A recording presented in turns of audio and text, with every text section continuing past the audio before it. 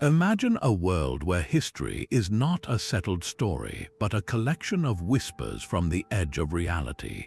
For thousands of years, China's imperial historians were tasked with an almost sacred duty to record everything of importance with painstaking accuracy. They chronicled the reigns of emperors, the outcomes of great battles, and the rhythms of the natural world, compiling their observations into vast official archives known as the 24 Histories. We often think of these records as dry, factual accounts of politics and power, a straightforward ledger of the past. But tucked between the lines of imperial edicts and tax records are entries that defy easy explanation, glimmers of the bizarre that challenge our very understanding of history itself. These are not the wild tales of folklore or myth, but official notations made by sober, scholarly officials who believed they were documenting fact. Within these ancient pages, you will find reports of celestial phenomena that have no scientific explanation, encounters with beings that do not fit any known description, and natural events so strange they seem to belong to the realm of fantasy. These accounts were preserved not as curiosities, but as significant occurrences worthy of the court's attention.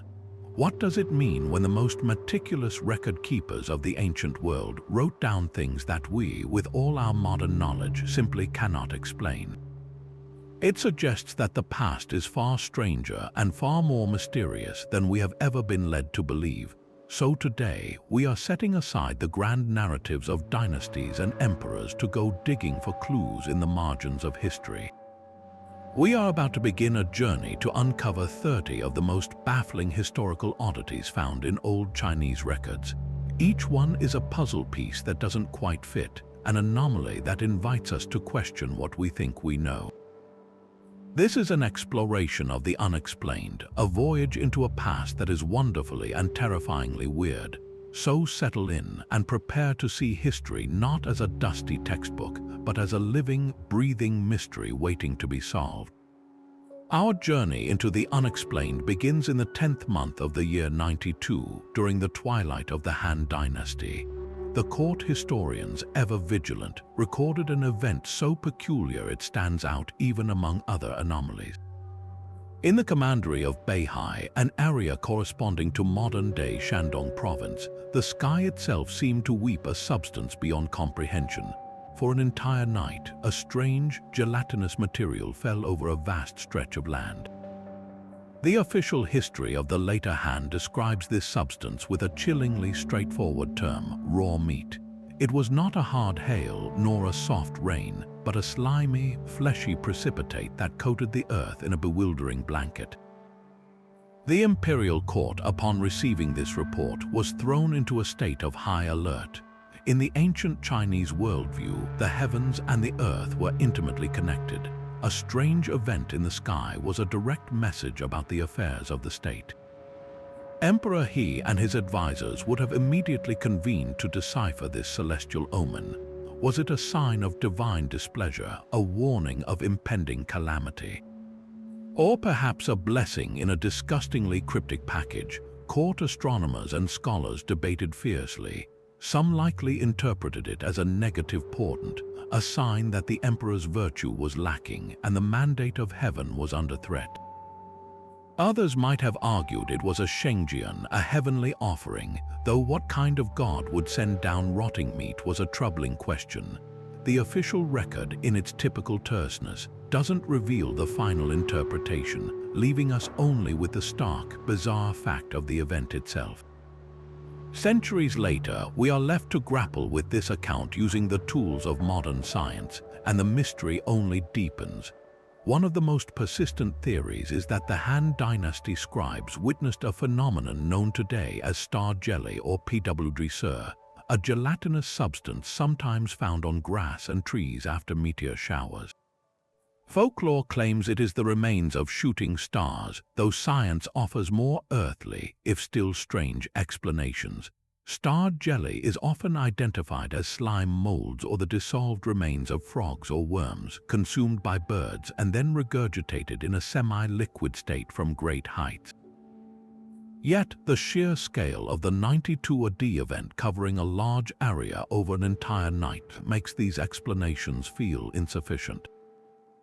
Could it have been an unprecedented atmospheric anomaly where unique conditions caused organic material to be lifted and then deposited?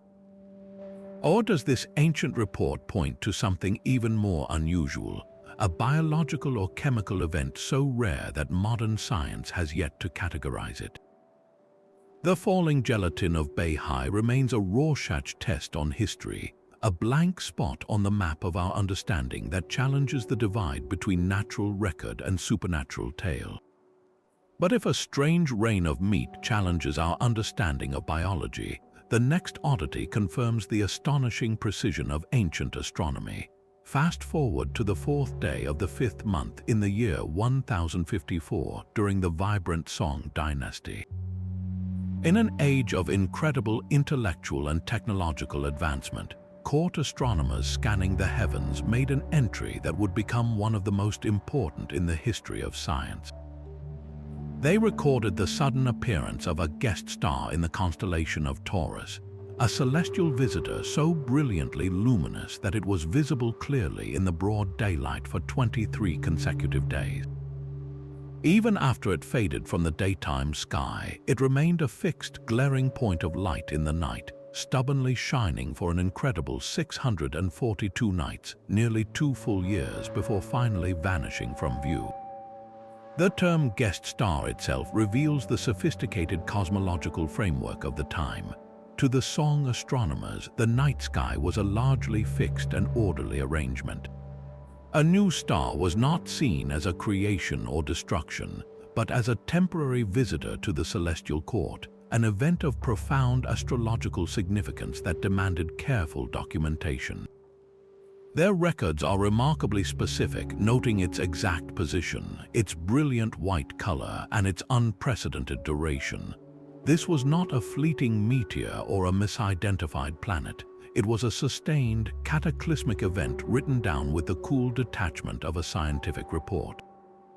For the imperial court, this guest star would have been interpreted as a powerful omen, a direct message from heaven concerning the emperor's rule. While we don't know the precise political ramifications, the very act of recording it so meticulously preserved a cosmic secret for a millennium. Centuries later, in the 1700s, Western astronomers peering through telescopes discovered a strange, fuzzy cloud of gas in the exact spot where the Chinese had noted their guest star. They called it the Crab Nebula, but its origin remained a mystery. It wasn't until the dawn of modern astrophysics in the 20th century that scientists realized nebulae like this were the expanding remnants of massive stellar explosions, supernova. By calculating the rate of the Crab Nebula's expansion backwards in time, they determined the explosion must have occurred around the year 1054. It was then that historians of science looking east found the Song dynasty records. The match was perfect. The guest star was in fact the supernova explosion that gave birth to the nebula. This ancient Chinese entry became the singular, most crucial piece of evidence, allowing astronomers to study the life cycle of a star with a known birth date. It's a profound testament to their accuracy, where European records from the same period show a curious silence, possibly due to church doctrine that deemed the heavens unchangeable. The Chinese scholars provided an objective account of the cosmos, gifting modern science a key to unlocking one of the universe's most violent and beautiful events. Moving from the cosmic mysteries of the heavens, we now descend into the earth itself, where the soil can sometimes yield remains that challenge our understanding of humanity's place in the past. During the reign of the Zhejiang Emperor in the 16th century, a startling discovery was made in the region of Weichang, an area within the modern-day Inner Mongolia Autonomous Region. According to the meticulous annals of the Ming Dynasty, local officials overseeing a construction or mining project unearthed something that stopped all work in its tracks, an enormous human skeleton. The official report sent to the imperial court stated that the bones were from a body measuring over 10 feet in length, a truly colossal figure that would have towered over the average person of the time. For the Ming Dynasty bureaucrats who filed this report, this was not merely a curious fossil find, it was a matter of profound state significance. The discovery of such a giant skeleton would have been immediately interpreted through the lens of classical Chinese philosophy and history. Scholars and court advisors would have likely referenced ancient texts like the Classic of Mountains and Seas, which spoke of a primordial age populated by giants and mythical figures. They might have believed these bones belonged to a warrior from the era of the Yellow Emperor or a being from a lost, legendary age when humans were closer to the gods. Presenting such a find to the emperor was a delicate act. It could be seen as an auspicious sign, suggesting the emperor's virtue was so great it had unearthed evidence of a glorious past, or it could be interpreted as an ominous warning, a reminder of a fallen race of giants.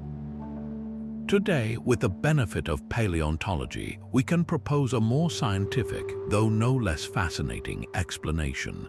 The most plausible theory is that the officials in Weichang had stumbled upon the fossilized remains of a prehistoric megafauna species, such as a woolly mammoth or a steppe mammoth.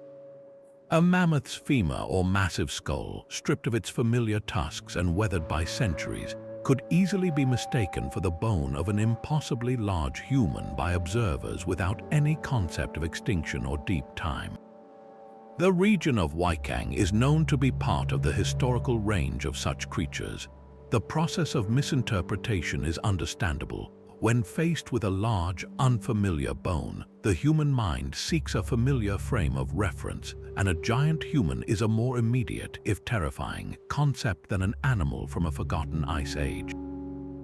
This account forces us to consider the fascinating intersection of early paleontology and mythology. Across countless cultures, from the Cyclopes of Greek myth, potentially inspired by dwarf elephant skulls, to the Native American legends of giant beings, the discovery of massive fossil bones has often been woven into the fabric of cultural storytelling. The Ming Dynasty record of the Weichang giant is a clear example of this universal human experience.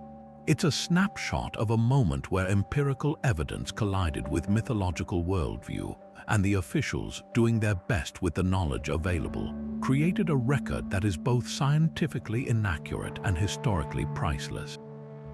The skeleton itself has long been lost to time, leaving behind only the cryptic entry in the annals, a permanent question mark etched into the historical record.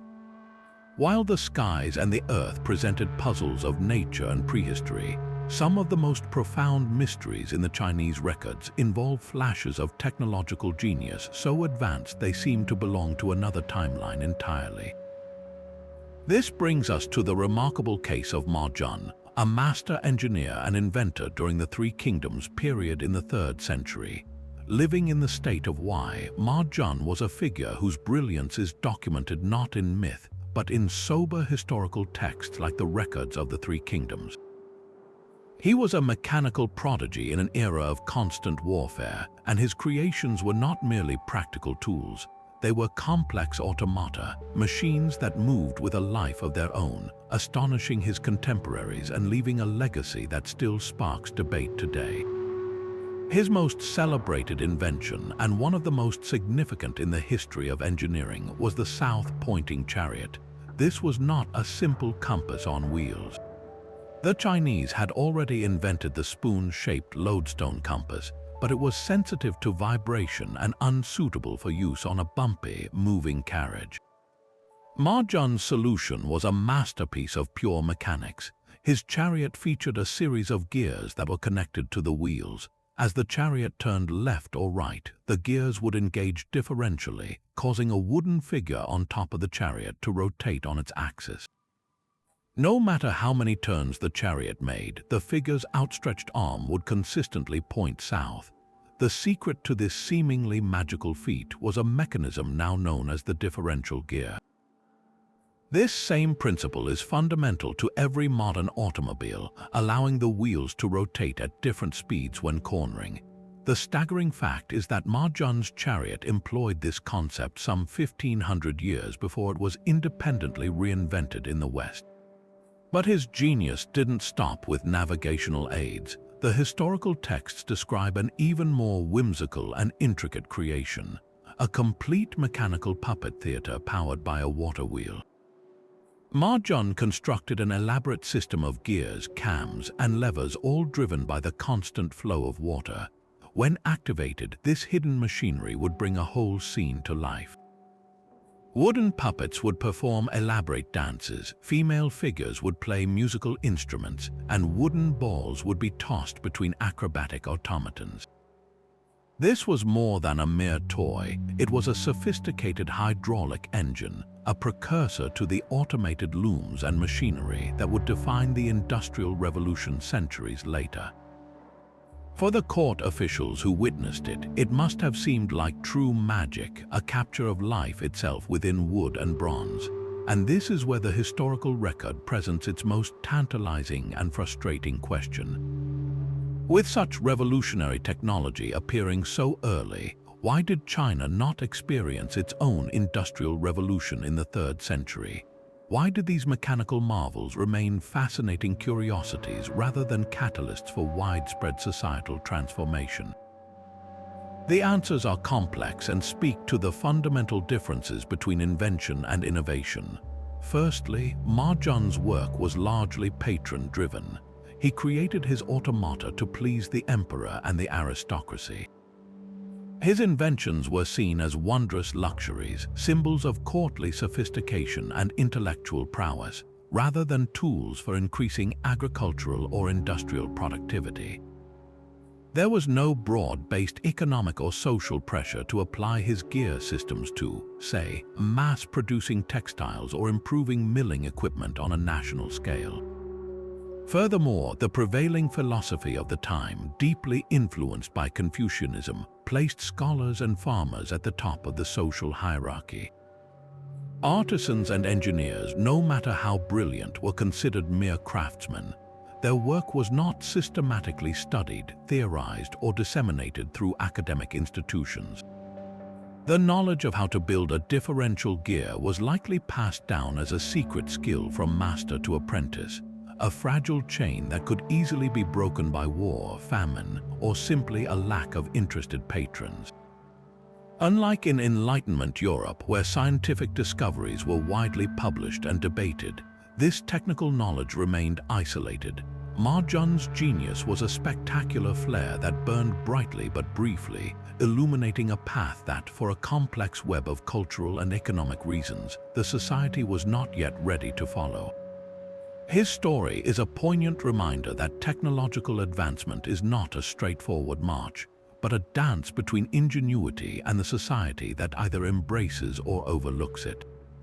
While the ingenuity of Mao Kun showed the heights of human invention, history also reminds us of the terrifying power of forces beyond our control, events that arrive without warning from the sky. Our next oddity takes us to a spring day in the year 1490, during the Hongzhi Emperor's reign, to a military camp in Qingyong County, Shaanxi Province. The Ming Veritable Records, the official chronicle of the dynasty, contains a stark and chilling entry.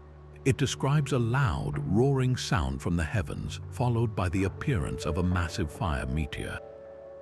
This was no simple shooting star. The account states that the object exploded in the sky directly above the camp, and in the cataclysm that followed, tens of thousands of soldiers were reportedly killed.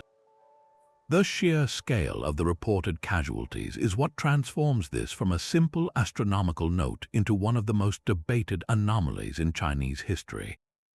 The immediate interpretation for a modern audience is a meteor airburst, a phenomenon we now understand can be far more destructive than an impact. When a large stony asteroid enters the Earth's atmosphere at a shallow angle, the immense pressure and heat can cause it to explode before it hits the ground, releasing energy equivalent to a large nuclear weapon. The most famous modern example is the Tunguska event in Siberia in 1908. Which flattened 80 million trees over an area of 2,000 square kilometers. The description of a roaring noise, a fiery object, and a massive aerial explosion over Qingyong fits this pattern perfectly. If such an event occurred directly over a densely populated military encampment, the resulting shockwave alone would have been utterly devastating, potentially accounting for the staggering number of casualties. This explanation paints a picture of a random, cosmic catastrophe visited upon an unsuspecting army. However, a compelling alternative theory suggests the disaster may have had a much more earthly and explosive origin. The 1490s were a time when Chinese military technology was rapidly advancing, particularly in the use of gunpowder. Large armies would have been accompanied by massive wagons carrying barrels of gunpowder for their cannons and primitive firearms. Could the fire meteor have been a metaphor for a catastrophic accident within the camp itself? A single spark in a poorly guarded powder magazine could have triggered a chain reaction, resulting in a fireball and explosion that, to terrified observers miles away, would have looked like a star falling from the sky. The court historians, receiving reports from the devastated region, might have used poetic, cosmic language to describe a mundane, if horrific, industrial-scale accident. This interpretation would mean the record is not of an extraterrestrial event, but of one of the largest non-nuclear explosions in human history prior to the modern era. A third, more complex reading of the record involves the very nature of history writing in Imperial China. Official dynastic histories were not just objective reports, they were tools of statecraft meant to convey moral and political lessons. Recording a massive, humiliating military defeat at the hands of a rival could be deeply damaging to the emperor's prestige. Is it possible that a significant army was routed in battle, and the court historians, to save face, invented or embellished a natural disaster as the cause? By attributing the loss of tens of thousands of men to an act of heaven, they could avoid admitting to a tactical failure. The fire meteor becomes a convenient scapegoat, a way to explain a devastating loss without assigning blame to the emperor or his generals. In this light, the entry is less a scientific observation and more a piece of political spin, a fascinating glimpse into how the truth could be shaped to serve the needs of the state. So, which explanation holds the most weight? The meteor air burst theory is scientifically plausible and fits the vivid description. The gunpowder explosion theory is historically contextually rich given the era's military technology. The political cover-up theory speaks to the sophisticated, often opaque, nature of imperial record-keeping. The truth is, we may never know for certain. The Qingyong event remains a historical Rorschach test where each interpretation reveals something different: the terrifying power of nature, the volatile danger of new technology, or the clever manipulation of historical narrative.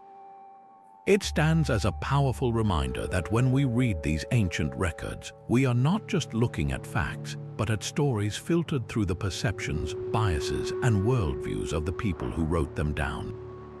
Moving from cataclysmic events in the sky, we now turn to a mystery buried deep within the earth, one that represents not a sudden disaster but a deliberate act of immense historical consequence.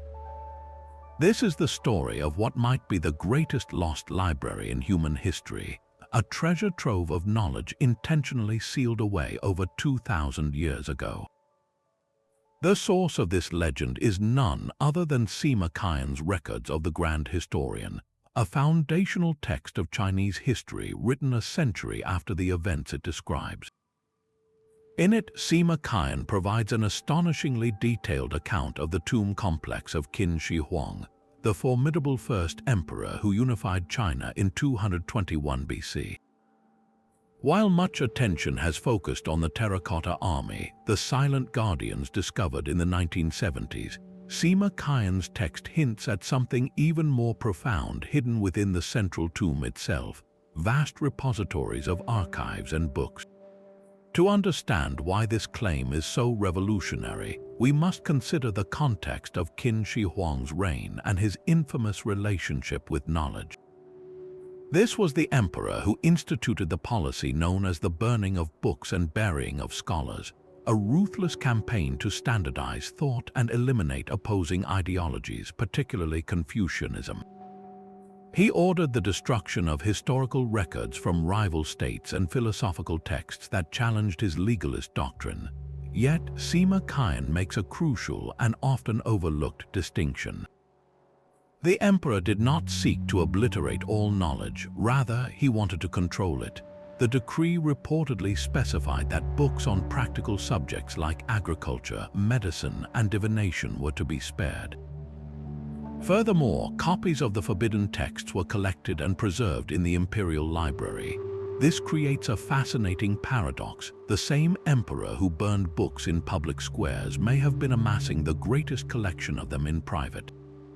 The library within his tomb, then, was not meant for the living world but for his eternal rule. It was a cosmic database, a collection of all known wisdom that he could take with him to the afterlife to maintain his power for all eternity. The potential contents of this library are what fuel the imaginations of historians and archaeologists. It could contain the complete official histories of the 6 rival states that Qin conquered, histories that were systematically purged from the records and are now almost entirely lost to us. We might find pristine copies of classic philosophical texts, like the works of Confucius and Mencius, in their original pre-Han versions, free from the edits and interpretations that accumulated over centuries. There could be treatises on science, technology, and geography that would radically reshape our understanding of ancient Chinese knowledge.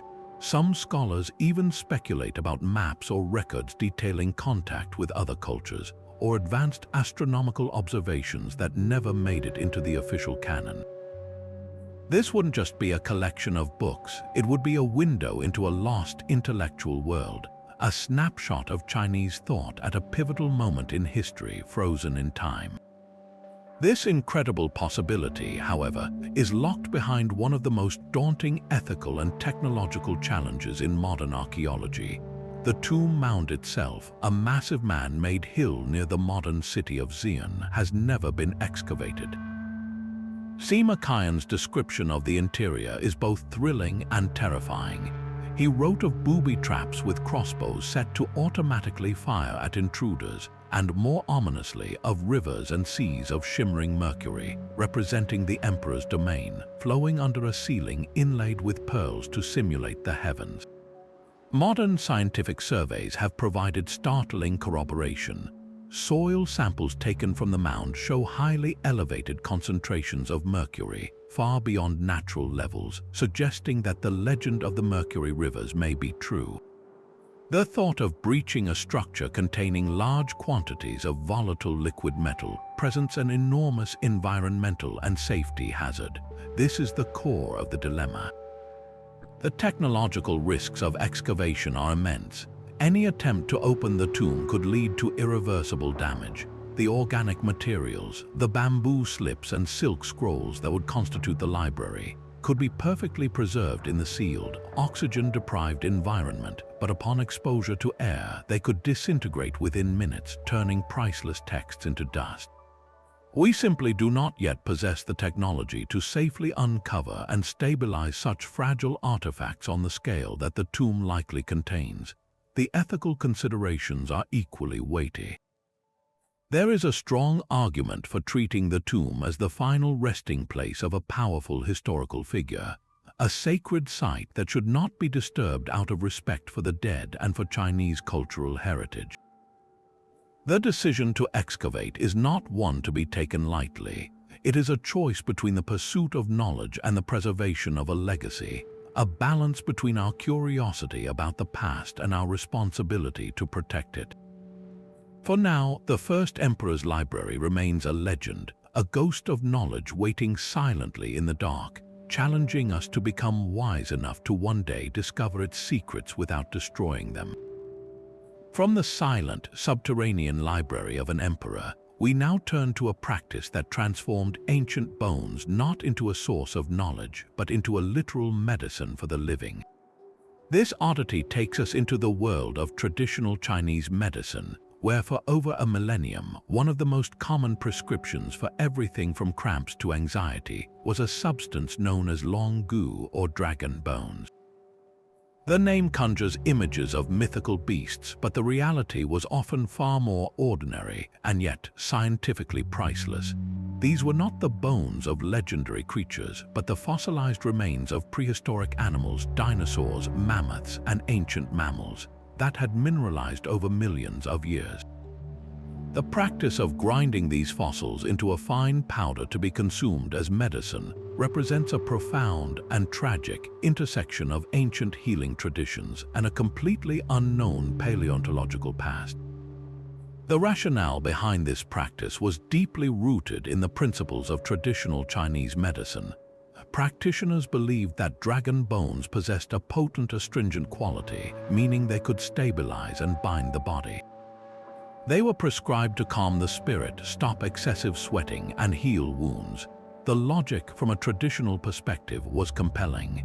If these massive, dense bones had endured for eons in the earth, surely their essence could impart strength and stability to a frail human body. Apothecaries would source these bones from farmers who plowed them up in their fields or from specialized diggers who found them in eroding riverbanks and cliffs. The bones were then carefully prepared, often boiled or processed to remove soil and impurities, before being ground into a fine, unremarkable white powder that patients would mix with water or tea. For centuries, this was simply a standard, accepted remedy, with no understanding that the ingredients were a direct window into a lost world. The scale of this consumption is almost impossible to overstate and had a devastating, irreversible consequence: the systematic destruction of a significant portion of China's fossil record. Countless specimens of immense scientific value were simply crushed into medicine and swallowed. A single, complete skeleton of a previously unknown dinosaur species could be scattered across 1,000 different pharmacies and consumed by 1,000 different patients, lost to science forever. This wasn't an act of malice, but one of profound ignorance. The farmers digging up these strange bones saw them not as historical artifacts, but as a valuable commodity to be sold. The apothecaries saw them as effective ingredients, validated by centuries of medical texts. The entire system operated without a single concept of deep time or biological evolution. These were just dragon bones, a resource to be used, and in using them, an entire library of natural history was being pulverized page by page. Yet, in a remarkable twist of fate, this very practice of destruction would become the unlikely catalyst for the birth of modern Chinese paleontology. The pivotal moment arrived in the late 19th century, a time when Western scientists and explorers were becoming increasingly interested in China's geology. A German naturalist and physician named Karl Haberer, who was living in China, noticed something peculiar about the dragon bones being sold in pharmacies. He recognized that many of them were not just random chunks of rock, but clearly identifiable fossil teeth and bones. Intrigued, he began collecting samples from apothecaries across the country and shipped them back to Germany for analysis. The man who received them was Max Schlosser, a renowned paleontologist. When Schlosser examined the collection, he was astounded. Among the common hippo and rhino teeth were fragments from entirely unknown prehistoric primates. This pharmacy collection was in effect a random survey of China's fossil beds, and it hinted at incredible discoveries waiting to be made. The publication of Schlosser's findings sent a shockwave through the international scientific community, and most importantly, reached a young Chinese scholar named Ding Wenjiang. Ding was a geologist trained in the West, and he understood immediately the significance of what Schlosser had discovered. He realized that his own countrymen were grinding up their natural heritage without knowing its true value. This revelation was a powerful motivator. Ding and other pioneering Chinese scientists began to trace the supply chain backwards from the pharmacy shelves to the source. They started questioning the bone diggers and farmers, leading them to the very sites where the fossils were being unearthed. This methodical detective work, sparked by a medical prescription, directly led to the identification of major fossil beds. It was the beginning of a conscious scientific effort to preserve and study these remains, transforming dragon bones from a commodity into a key for unlocking the mysteries of life on Earth. The very tradition that had nearly erased this history now provided the map to find it, setting the stage for the monumental discoveries of the 20th century, including the famous Peking Man. But if the destruction of fossils shows a misunderstanding of the deep past, our next oddity reveals how the ancient world perceived a kind of life in the inanimate, where stone itself seemed to possess a mysterious will. Across countless local gazetteers, the county-level histories that complement the grand imperial records, we find recurring and unsettling reports about the sentinels of the dead, large stone statues guarding tombs and temples. These carved guardians, often depicting stern officials or mythical beasts, were meant to stand in eternal, unmoving vigilance. Yet, the gazetteers are filled with entries noting that particular statues had been observed to shift their positions or even alter their stern facial expressions over time, often to the alarm of the local populace. Imagine a farmer walking a familiar path past an ancient noble's tomb at dawn, who stops cold because the stone lion that has always faced east now seems to be glaring directly south. Or a traveler who swears that the mournful expression on a guardian official's face has, over the years, twisted into a subtle, knowing smirk. These were not fleeting ghost stories whispered in the night. They were considered factual occurrences serious enough to be documented by local scholars. The gazetteers might record that a certain statue had moved 3 feet, or that its countenance had changed to one of wrath, often linking these events to local fortunes, such as a subsequent poor harvest or the rise of a new magistrate. The stone figures intended to project stability and permanence became unsettlingly dynamic. When faced with such accounts, our modern minds immediately seek rational, physical explanations, and several are remarkably persuasive. The most common cause was likely the slow, unseen work of geological processes. Soil erosion, particularly on hillside tombs, could gradually undermine a statue's foundation, causing it to sink, tilt, or slide almost imperceptibly over decades. A statue that appeared to have turned its head might simply have slumped to one side, changing the angle from which its face was viewed. Furthermore, the weathering of the stone itself could create powerful optical illusions. Wind and rain slowly eat away at softer minerals, leaving harder veins behind. Over centuries, this natural sandblasting could deepen the shadows in a carved eye socket or sharpen the line of a mouth, creating the distinct impression that the expression had grown more severe or malevolent. The human brain is wired to see patterns and faces, a phenomenon known as pareidolia, and it would be all too easy to interpret these natural changes as intentional shifts in demeanor. Yet, for the people living in these communities centuries ago, such scientific explanations were not available. Their understanding was framed by a world view where the boundary between the spiritual and material worlds was fluid and permeable. The prevailing folk belief was that these statues could become vessels or jing inhabited by a spirit. This spirit might be the restless soul of the person buried in the tomb, seeking to protect its resting place or communicate displeasure. Alternatively, it could be a local earth spirit or even a demon that had taken up residence in the carved stone, using it as a physical anchor in the world. The movement or changing expression was then seen as a direct message from this entity, a warning, a blessing, or a sign of its growing power. A statue turning away from a village might be interpreted as the withdrawal of protection, while one that seemed to be moving closer could be a cause for both awe and terror.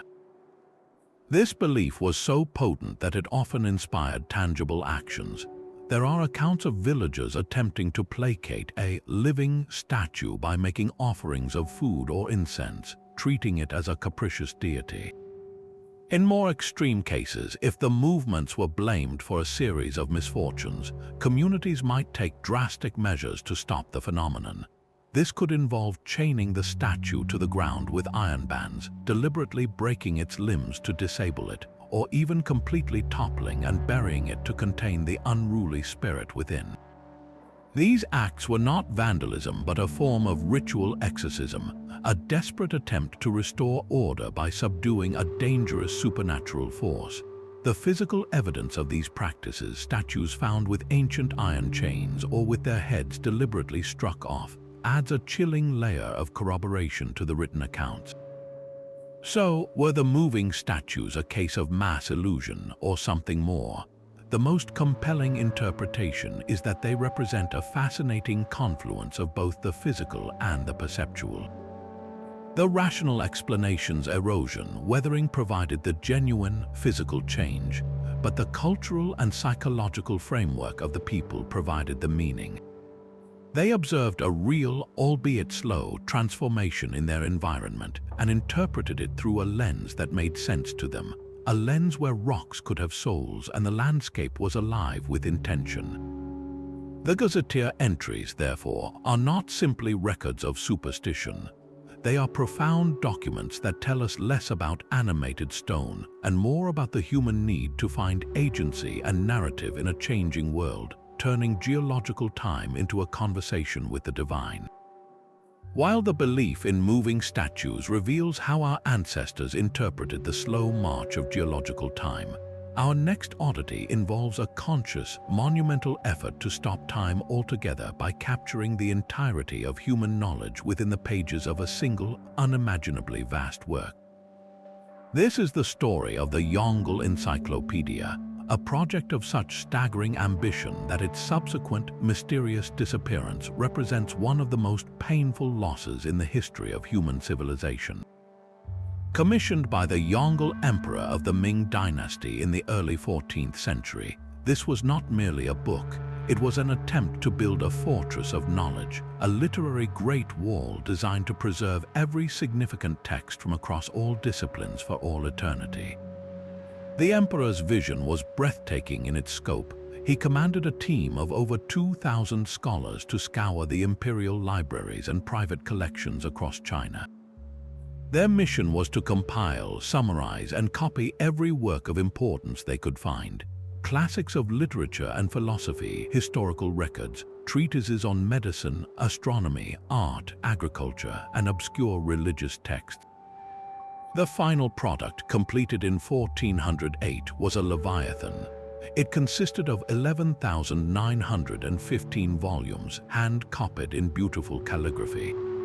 To put that number in perspective, if you were to read one volume every single day, it would take you more than 32 years to finish.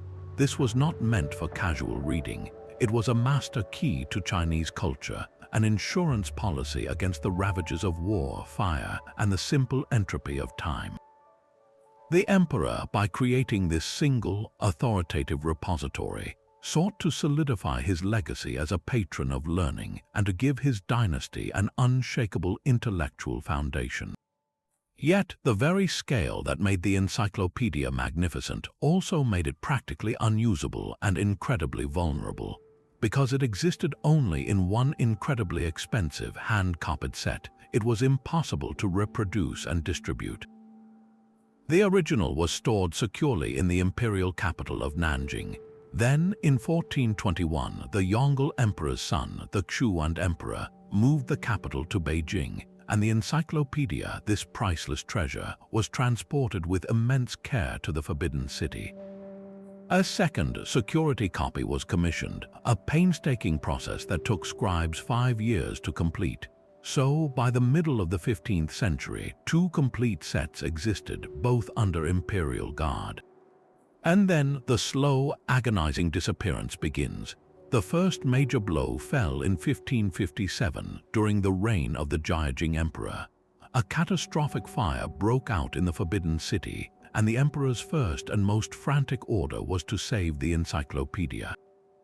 The original set was rescued from the flames, but the security copy was tragically lost, reducing the number of complete sets in the world from 2 to 1. This event seems to have sparked a profound sense of anxiety in the Zhejiang Emperor. Determined to never risk such a loss again, he ordered the creation of a third copy. But this project, for reasons lost to history, was either abandoned or the new copy was never fully completed. From this point on, the historical record becomes a litany of loss. Volumes began to vanish, not in a single cataclysm, but like pages torn from a book by an unseen hand over centuries. Theories about its fate are as numerous as they are heartbreaking. The most straightforward explanation points to the chaos of war. When the Ming dynasty fell to the Manchu invaders in 1644, the Forbidden City was sacked. It is highly likely that soldiers, ignorant of the cultural value of these old manuscripts, used them for kindling or simply destroyed them in the general looting. Another persistent theory involves theft by the very people entrusted with its care.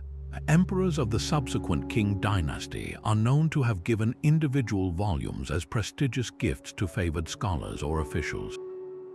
These gifts, intended as honors, effectively broke up the set, scattering volumes into private collections where they were eventually lost or sold. The most tantalizing theory, however, suggests that a significant portion of the encyclopedia was hidden away for safekeeping during a time of crisis and never retrieved. Could crates of volumes be sealed behind a false wall in the labyrinthine Forbidden City, or even placed within an imperial tomb as a funerary offering for a scholarly emperor, much like the library of Qin Shi Huang? The possibility that thousands of volumes might still exist waiting in a forgotten vault is a powerful lure for historians. The true scale of the loss is only understood by what little survives. Of the original 11,000 volumes, a mere 400 have been recovered from around the world, found in libraries and private collections. These fragments are themselves treasures containing texts that are otherwise completely lost. But they are like finding a single brick from a demolished cathedral. They hint at the grandeur of the whole but cannot recreate it.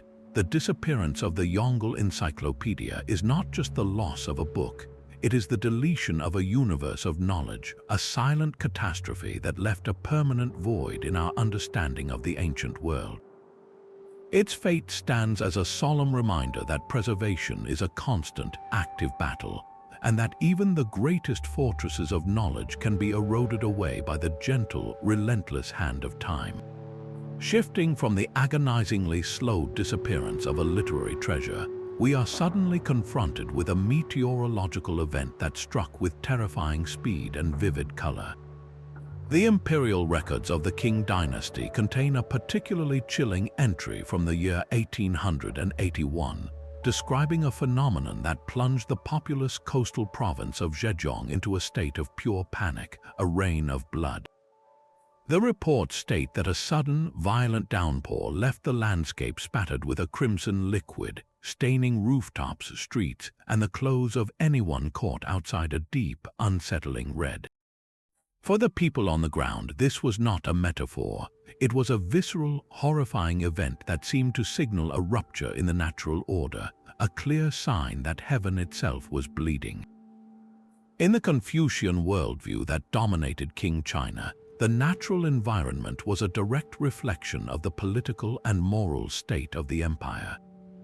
Strange celestial events, earthquakes, and unnatural weather patterns were interpreted as heavenly portents or tianbian. A rain of blood was perhaps one of the most dire omens imaginable. Court astrologers and officials would have immediately begun deciphering its meaning. The color red was associated with fire, the south, and most ominously, bloodshed and warfare. Such an event would have been seen as a severe warning from heaven that the emperor's virtue was lacking, that corruption was rampant in the government, or, most frighteningly, that a massive, devastating conflict was imminent.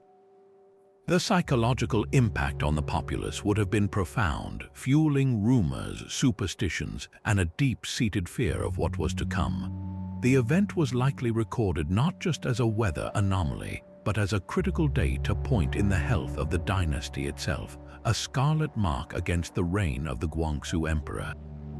Modern science, of course, offers several rational explanations that transform this supernatural horror into a fascinating example of atmospheric physics and biology. The most widely accepted theory involves the immense power of wind. During certain seasonal conditions, powerful storms can generate updrafts and vortices capable of lifting astonishing amounts of material high into the atmosphere. One compelling explanation for the Zhejiang event is that a storm system passed over the Gobi Desert, sucking up vast quantities of fine, red-dyed sand and dust. This colored dust would then have been carried hundreds of miles eastward, where it mixed with rain clouds over Zhejiang. When the rain fell, it washed the suspended red particles out of the sky, creating the effect of a blood-red shower. This phenomenon, known today as blood rain or red rain, has been documented in other parts of the world, such as Europe and India, often linked to desert dust from the Sahara.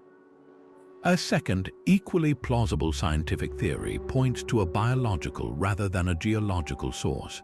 Certain freshwater algae and fungi produce spores or cells that are naturally bright red in color. In specific conditions, such as a period of rapid algal bloom in a lake or pond, a tremendous concentration of these red cells can form on the water's surface. A powerful waterspout over a body of water experiencing such a bloom could potentially draw this concentrated, colored water high into the atmosphere. The swirling winds would then transport the mist containing the red particles, which would later fall as rain, staining everything they touched. This explanation is particularly convincing for coastal regions like Zhejiang, where such weather events are common. The blood would, in fact, be a harmless, if startling, microscopic organism.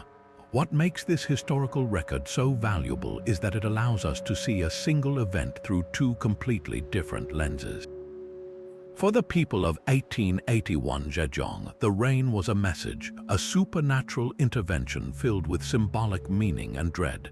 For us, it is a puzzle to be solved with meteorology and biology. The Qing dynasty scribes were not wrong in what they observed. The rain did appear red and it did stain surfaces. Their interpretation, however, was shaped by a cosmological framework that saw the heavens as a communicative mirror of earthly affairs. Our interpretation is shaped by a scientific framework that seeks mechanistic, natural causes. The record of the blood rain is therefore more than just a weird weather report. It is a snapshot of a cultural moment, a testament to how human beings across time have struggled to make sense of the terrifying and the inexplicable, first by appealing to the will of the gods, and later by uncovering the intricate, often beautiful, mechanics of the natural world. While the ancients looked to the heavens for omens about their earthly rulers, they were, without knowing it, documenting the secret life of our own star. For centuries, beginning as early as the Han Dynasty around 28 BC, court astronomers trained their polished bronze instruments on the sun and recorded a recurring and deeply troubling phenomenon, dark blemishes on its perfect face.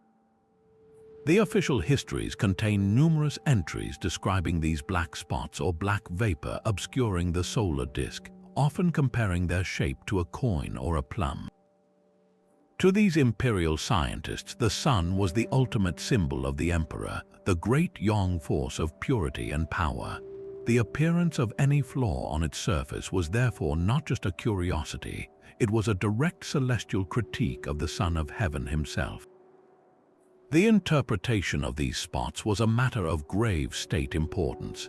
In the delicate balance of the mandate of heaven, the emperor's virtue was believed to directly influence the harmony of the cosmos. A pristine sun meant a righteous ruler, a blemished sun signaled disorder. When a large sunspot appeared, it would trigger intense debate among court astrologers. They might advise the emperor to examine his conduct, to correct unjust policies, or to perform rituals to restore cosmic balance.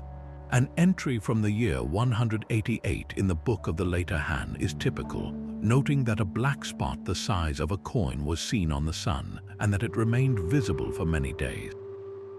The historian adds, almost as a matter of course, that this portended a period of great turmoil for the ruling family. This practice of linking solar activity to political fortune created an unintended but extraordinary benefit. a systematic, continuous record of sunspot observations spanning over 2 millennia.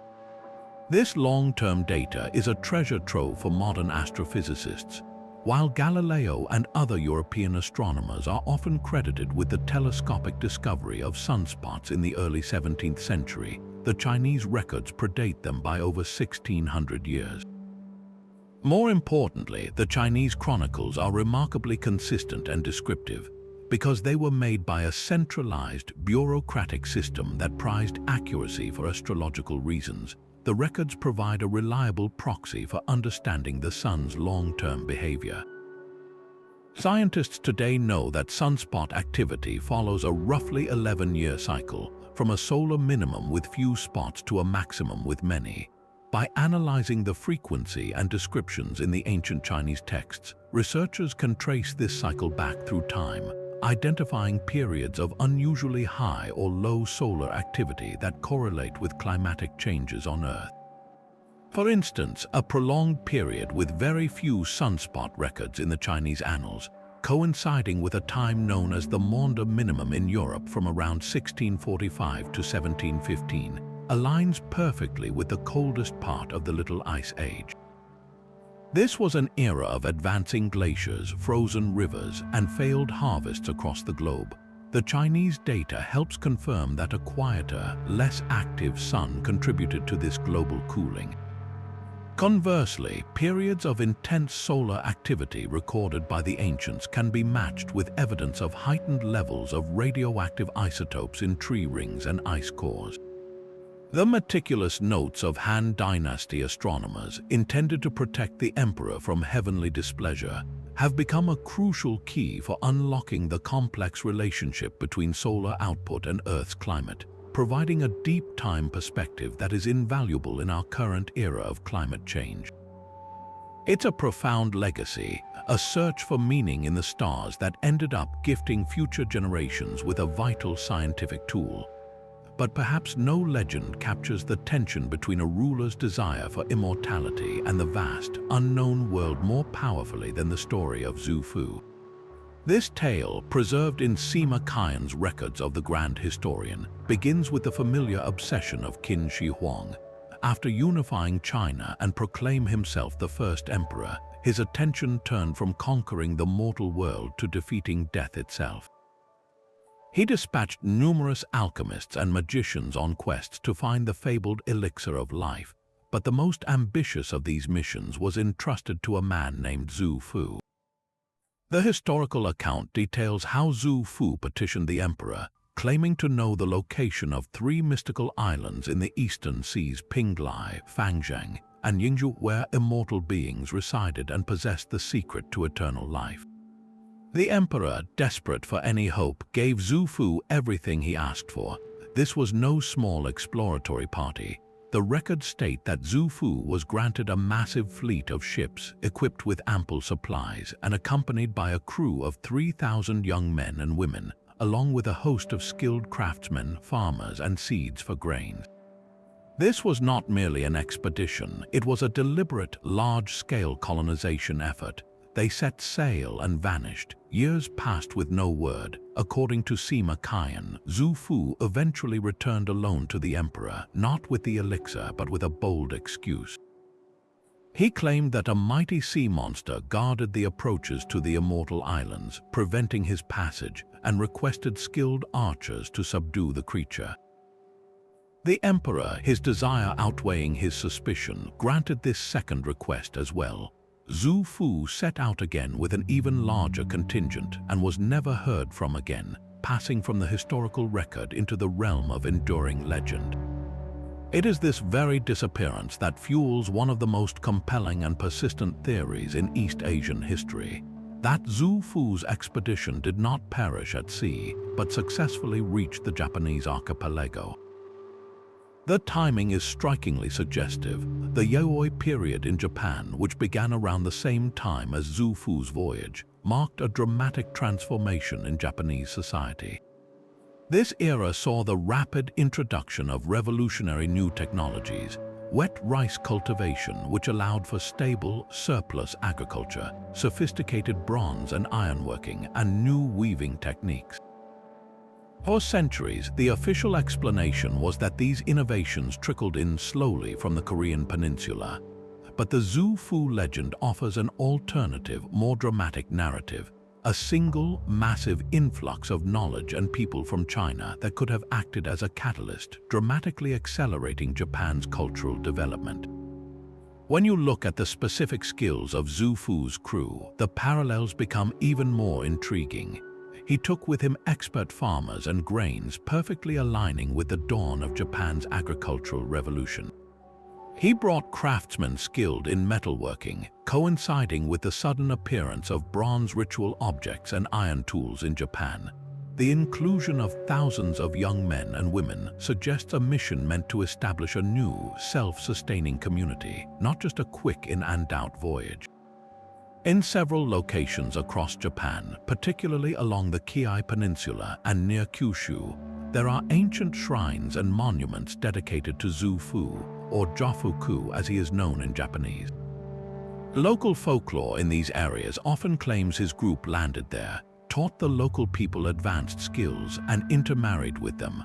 While these sites are based on tradition rather than archaeological proof, they demonstrate how deeply the legend is woven into the cultural fabric of certain regions. Of course, mainstream historians urge caution. The evidence is largely circumstantial, resting on tantalizing correlations in timing and a rich body of folklore.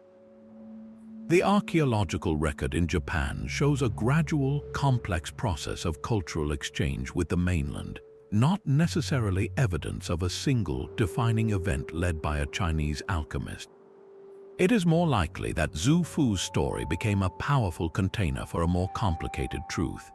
His legendary voyage may symbolize the collective memory of multiple waves of migration and cultural transmission from the Asian continent to Japan over centuries. By attributing so much progress to one charismatic figure, the legend simplifies a messy historical process into a compelling, personal story. Yet, the enduring power of the Zhu Fu legend lies less in its historical accuracy and more in what it represents. For China, it is a story about the immense cost of obsession and how the first emperor's hunger for eternal life may have inadvertently seeded a new civilization. For Japan, it is an origin story that connects their cultural dawn directly to the grandeur of ancient China, providing a mythic foundation for their own imperial lineage. The tale of the Lost Fleet lives on precisely because it sits at the intersection of history and myth, a poignant reminder that some of the most significant journeys are not about the destination, but about the unforeseen consequences that ripple across the map of human history. Leaving behind the grand legends of lost fleets, we find that some of history's most captivating puzzles are not vast and sweeping, but small, dense, and enigmatic. Our next oddity comes from the Tang dynasty, an era renowned for its poetry and cultural brilliance, but its records also hold a peculiar entry about a mysterious object pulled from a river. According to the text, a large piece of what was described as hollow iron was discovered, and when struck by the finders, it emitted a strange, resonant sound that was considered so unusual it was deemed worthy of official notation. This brief account is a masterclass in historical mystery, a concrete object with a bizarre property, documented with just enough detail to spark centuries of speculation. The key to the puzzle lies in the term hollow iron itself. To the Tang dynasty scribe, this was the most straightforward description available. They encountered a heavy, metallic-looking object that was clearly not solid. But what could this have actually been? One compelling theory points to a natural wonder, a large iron oxide geode. In certain geological conditions, a cavity in rock can become lined with layers of minerals like hematite or goethite, which have a metallic luster and a rusty, iron-like appearance. If such a geode were broken open to reveal a hollow, crystal-filled interior, it would perfectly match the description. When struck, the hard, bell-like mineral shell could produce a clear, ringing tone, a natural phenomenon that would have seemed utterly magical to anyone unfamiliar with geology.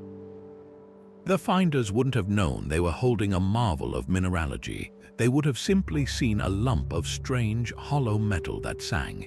A second, more cultural explanation suggests the object was a heavily corroded and forgotten artifact from a much earlier time, perhaps a primitive bronze bell from a pre-imperial culture. Over centuries submerged in a river, a bronze bell could accumulate thick, hard layers of corrosion, obscuring its true shape and making the metal beneath appear dark and iron-like. If the clapper had long since rusted away, someone testing it by hitting it with a stone would cause the entire corroded shell to vibrate, producing a dull, muffled but still unmistakably musical note. This theory turns the discovery into a moment of accidental archaeology. The finders might have unknowingly struck a relic from the Shang or Zhou dynasty, a sacred object that had been lost to time and the river's currents, its cultural meaning entirely erased, leaving only its strange sonic property to confuse a later age. Perhaps the most intriguing possibility is that the hollow iron was a fragment of a much larger and more sophisticated manufactured object that the Tang dynasty people simply could not contextualize. Could it have been a piece of a large iron cauldron from a nomadic steppe culture, or a section of a peculiar type of ancient furnace whose purpose had been forgotten? If a complex iron artifact from a distant or marginalized culture broke apart and a single hollow segment was found centuries later, the people who discovered it would have no framework for understanding what it was. Its unfamiliar shape and construction would render it an anomaly, and its resonant quality when struck would only deepen the mystery. This theory suggests that the official record preserves not just a weird object, but a silent testament to a technological tradition that has since vanished from history, a ghost of a craft that we can no longer fully reconstruct. What makes this account so enduringly fascinating is that it sits at the perfect intersection of the natural and the human-made. It challenges us to consider how our ancestors interpreted the world with the vocabulary and knowledge they possessed. The Tang dynasty official who recorded the event was not trying to be cryptic. He was documenting a genuine mystery that defied the categories of his time. He gave us the essential clues, the material, the structure, and the acoustic effect, but he left the identification to us, creating a Rorschach test across the centuries. Whether a singing stone, a forgotten bell, or a fragment of lost technology, the hollow iron of the Tang remains a perfect symbol of history's endless capacity to surprise, reminding us that even the most mundane rivers can yield echoes from a past we are still learning to understand. While the Tang dynasty's hollow iron presented a small-scale sonic mystery, the next oddity represents the absolute pinnacle of systematic, large-scale engineering genius in ancient China. We now journey to the 11th century, to the vibrant and intellectually daring Song dynasty, where a brilliant statesman and polymath named Su Song conceived and constructed a machine so advanced it would not be rivaled in complexity for centuries. His creation was not merely a clock, it was a cosmic engine, an astronomical clock tower that stood over 30 feet tall, designed to bridge the gap between human time and the eternal motions of the heavens.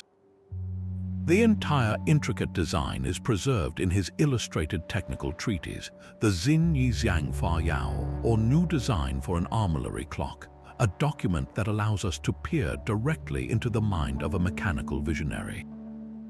The driving force behind this monumental project was not just scientific curiosity, but a pressing political and ceremonial need. The Song dynasty placed immense importance on astronomy for crafting an accurate calendar, which was essential for agriculture, governance, and crucially for performing state rituals at precisely the right astrological moments. Imperially appointed astronomers were tasked with observing the skies, but discrepancies between different observers' records were common. Su Song's masterstroke was his realization that a machine could achieve a level of precision and consistency that human observers, with all their frailties, simply could not.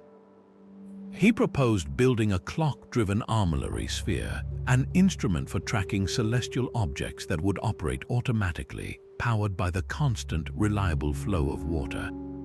The emperor approved, and what followed was a project of staggering ambition. At the very heart of the clock tower's operation was its prime mover, a massive water wheel. But this was no ordinary wheel for grinding grain. It was the central component of the world's first known chain drive, a mechanism that would not appear in Europe for another 300 years. The true genius, however, lay in the device that regulated this powerful water wheel, an escapement mechanism. This is the component that transforms a runaway motor into a controlled, ticking machine. Su Song's water-driven escapement worked with breathtaking elegance. As a bucket on the wheel filled with water from a constant level tank, its increasing weight would eventually trip a lever. This lever would release a brake, allowing the wheel to rotate just one bucket's width forward before a new brake locked it in place again. This cycle repeated every few seconds, creating a steady, stuttering motion that divided the continuous flow of water into discrete, measurable units of time. It was this precise, intermittent power that drove the entire clockwork universe above it, and what a universe it was. The clock tower was a multi-story marvel of synchronized mechanics. At the top was a giant bronze armillary sphere used for direct astronomical observation. Because it was mechanically linked to the water wheel escapement below, the sphere rotated at the exact same speed as the apparent rotation of the stars around the Earth, one full turn every 24 hours. This meant an astronomer could simply look through the sighting tubes of this automated sphere to track any star or planet with perfect accuracy, night after night, without ever having to manually adjust it. Inside the tower, a second sphere, a celestial globe, mirrored the motions of the real sky. As the stars moved outside, this indoor globe would rotate in perfect sync, displaying the positions of constellations and celestial bodies for scholars to study regardless of the weather or time of day. But the most public and awe-inspiring feature was the timekeeping display itself. On the front of the tower was a series of doors. At set intervals, a complex system of gears, levers, and jackwork mechanisms, precursors to the animated figures in European cathedral clocks, would spring to life. Bells would be struck automatically by mechanical figures, and miniature mannequins would appear holding tablets that announced the time of day in a 24-hour system. Some figures would even ring gongs to mark the passing quarters. For the people of the Song capital, this was not just a convenient public clock.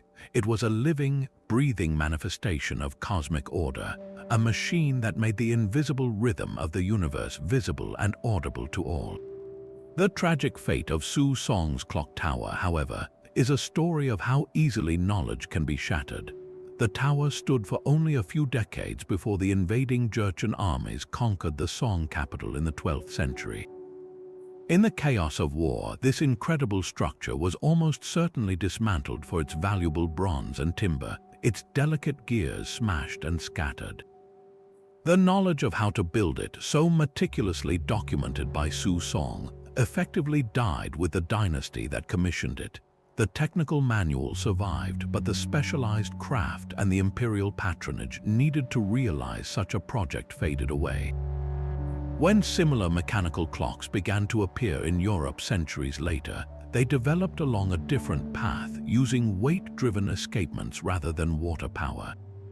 Su Song's tower stands as a magnificent, isolated peak of engineering, a testament to what was possible, and a sobering reminder of how historical circumstance can erase even the most advanced technology from the world, leaving behind only a blueprint for a marvel that future generations would have to invent all over again. And now we leave behind the mechanical cosmos of Su Song's clock tower to consider a much more primal form of prediction, one written not in gears but in the language of the earth and sky. Throughout the vast collections of Chinese local gazetteers, amid records of harvests and administrative appointments, we find a curious and persistent category of entry, descriptions of peculiar weather and animal behavior that were later linked to devastating earthquakes. The phenomenon was so widely recognized it had a name, Dijin Chanqi, or earthquake weather. These accounts were not formal scientific theories, but rather a collection of folk observations passed down through generations, a gut feeling that something was amiss in the natural world before the ground itself began to tremble.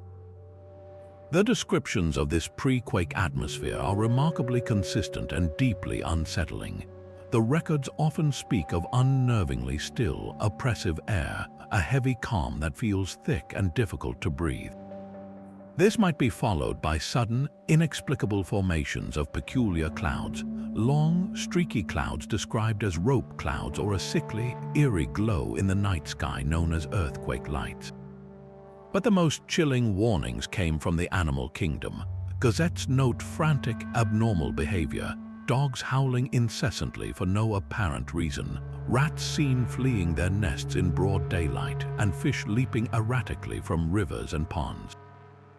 For the ancient observers, these signs were a terrifying symphony of nature out of tune, a clear indication that the balance between heaven and earth was about to be violently disrupted. In their worldview, where human morality and natural phenomena were intimately linked, such disturbances were often interpreted as heavenly warnings of misrule or impending disaster, adding a layer of existential dread to the physical fear of the quake itself. For the longest time, modern seismology largely dismissed these ancient accounts as superstition, the product of hindsight bias where people simply connected unrelated events after the fact. The prevailing scientific consensus held that earthquakes were caused solely by the sudden release of stress along geological fault lines, with no reliable precursory signals. However, in recent decades, a growing body of research has begun to take these historical observations more seriously, leading to a fascinating reinvestigation of the possible physical mechanisms that could explain earthquake weather. The eerie calm, for instance, might be linked to a phenomenon known as positive hole generation. The immense stress that builds up in rocks deep underground can break apart pairs of oxygen atoms, creating positively charged holes that can flow through the Earth's crust. When these charges reach the surface, they can ionize the air, potentially creating a local zone of high pressure that suppresses wind and creates that feeling of dead, oppressive stillness. The mysterious earthquake lights have also moved from legend to a subject of serious scientific inquiry. One leading theory suggests that the same massive stresses in the crust can generate powerful electric fields. Just as squeezing a quartz crystal can produce a small electric charge, an effect known as piezoelectricity, the grinding of massive rock formations against each other, might generate voltages strong enough to ionize the air above the fault line. This ionization could manifest as shimmering globes of light, sudden flashes, or even steady glows, explaining the strange luminescence reported for centuries. Similarly, the bizarre animal behavior might have a concrete physical cause. Creatures are far more sensitive to subtle environmental changes than humans. They could be detecting the release of gases like radon from the stressed rocks, or perceiving the faint, high-frequency sounds and vibrations known as acoustic emissions that occur as microfractures develop in the bedrock long before the main quake. A dog's incessant howling might not be madness, but a reaction to a pervasive, inaudible hum that signals imminent danger. This scientific revival of interest in earthquake precursors represents a remarkable bridge between ancient intuition and modern instrumentation. While we are still far from being able to predict earthquakes with the precision of a weather forecast, researchers are now deploying networks of sensors to monitor for the very signals that the old gazetteers described: changes in groundwater levels, gas emissions, and even unusual animal activity captured by camera traps. The historical records are no longer seen as mere folklore, but as a valuable, long-term dataset. They provide clues about the frequency and location of past seismic events and offer a checklist of potential phenomena to study with our advanced tools. This shift in perspective is a powerful example of how listening to the wisdom of the past, even when it's encoded in myth and observation, can sometimes guide the science of the future, reminding us that our ancestors were astute observers of a world we are still learning to understand. This brings us to an atmospheric phenomenon that the ancients viewed with absolute dread, an event recorded with chilling consistency whenever a ruler or high minister met a violent end. The official histories repeatedly mention the appearance of a white rainbow or Beihang, specifically noting when this ethereal beam was seen piercing the sun. This was not considered a mere curiosity. In the intricate language of celestial omens, a white rainbow piercing the sun was one of the most dire warnings imaginable, a direct signal from heaven that an assassination or a major rebellion was imminent. The Book of Jin, for instance, records such an event just before the assassination of the powerful regent Sima Yu in the 4th century, cementing the omen's deadly reputation for all subsequent dynasties. To understand why this particular sign carried such weight, we need to step into the classical Chinese cosmological framework. In this system, the sun was the ultimate symbol of the emperor, the great yang force representing authority, power, and life itself. A rainbow, meanwhile, was understood as a manifestation of the dualistic yin and yang energies of the universe, often appearing after the union of sun and rain. But a white rainbow was an aberration. White was the color of mourning and death, the pale hue of bones and ghosts. Therefore, a white rainbow piercing the sun was interpreted as a lethal yin force, the energy of treachery, darkness, and death, directly attacking the celestial symbol of the emperor.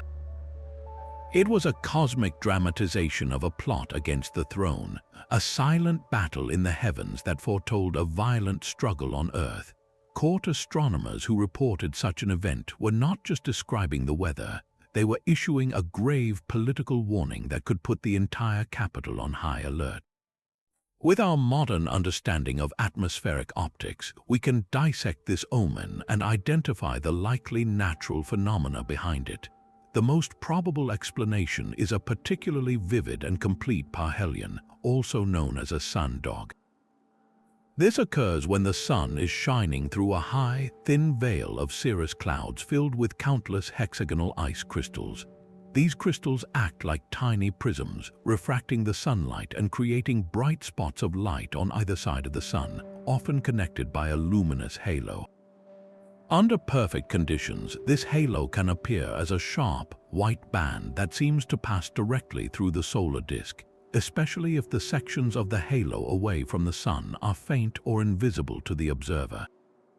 The description of a white rainbow is actually quite apt for this brilliant, colorless arc of light. Another strong candidate is a related phenomenon called a circumzenithal arc. This is an incredibly bright and colorful arc that forms directly above the sun, resembling an upside-down rainbow. However, when viewed from certain angles or in specific atmospheric conditions, its colors can be subdued, leaving the impression of a dazzling, near-white spear of light pointing down towards the sun. The intense and sudden appearance of either of these optical effects, lasting for perhaps an hour before the ice clouds shift and dissipate, would have been a startling sight. Their rarity and dramatic appearance made them perfect candidates for supernatural interpretation. The fascinating question then becomes one of perception and record-keeping. Why were these atmospheric events so consistently linked to political violence?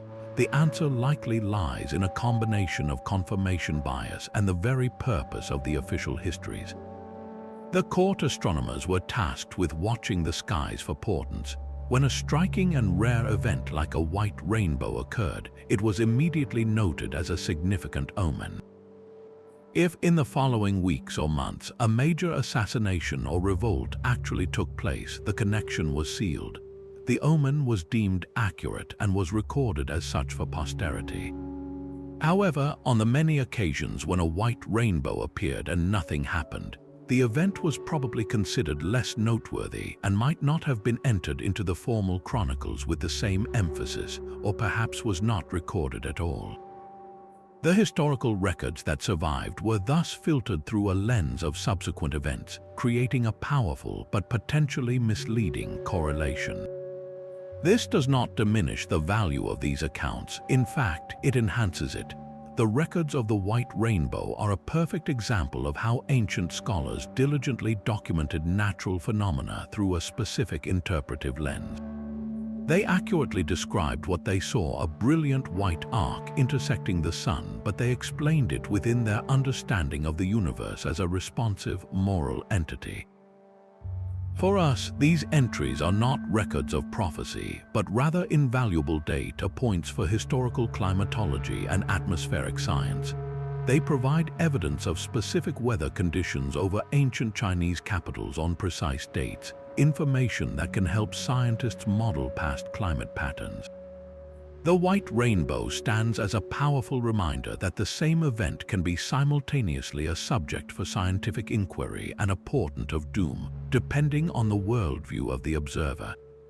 It shows us that the sky has always been a screen upon which humanity projects its deepest fears and its most urgent questions about power, fate, and the fragile nature of authority. While the ancients scanned the heavens for white rainbows and other celestial warnings, one of history's most profound mysteries was not written in the stars, but lay silently waiting in the damp soil of Hunan province. It was here, in 1971, that workers digging an air raid shelter for a hospital near the city of Changsha made a discovery that would stun the world of archaeology.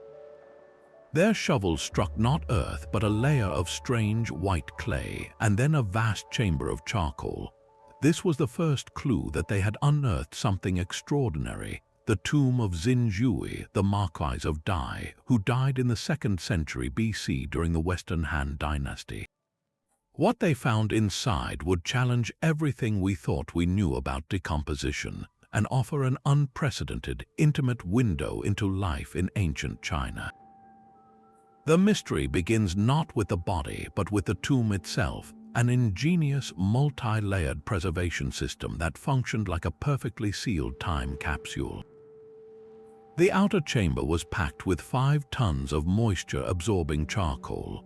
Beneath that was a shell of that white, sticky clay, which formed an airtight seal against the outside environment. Within this protective cocoon, the lady's nested coffins rested, submerged in an 80,000-liter acidic liquid that was tinted a faint brown from the cypress wood. This liquid likely contained preservatives from the lacquers used to seal the coffin. The result was a hermetic environment where oxygen, the great engine of decay, was almost entirely excluded. The temperature remained a constant 4 degrees Celsius, creating conditions that halted the growth of bacteria and fungi. It was a combination of factors so precise and so effective that when archaeologists opened the innermost coffin, they found not a skeleton, but a woman who seemed to be merely asleep. Zheng He's body was, and remains, the most well-preserved mummy ever discovered. Her skin was still soft and supple to the touch, with visible pores and elastic limbs that could be bent at the joints.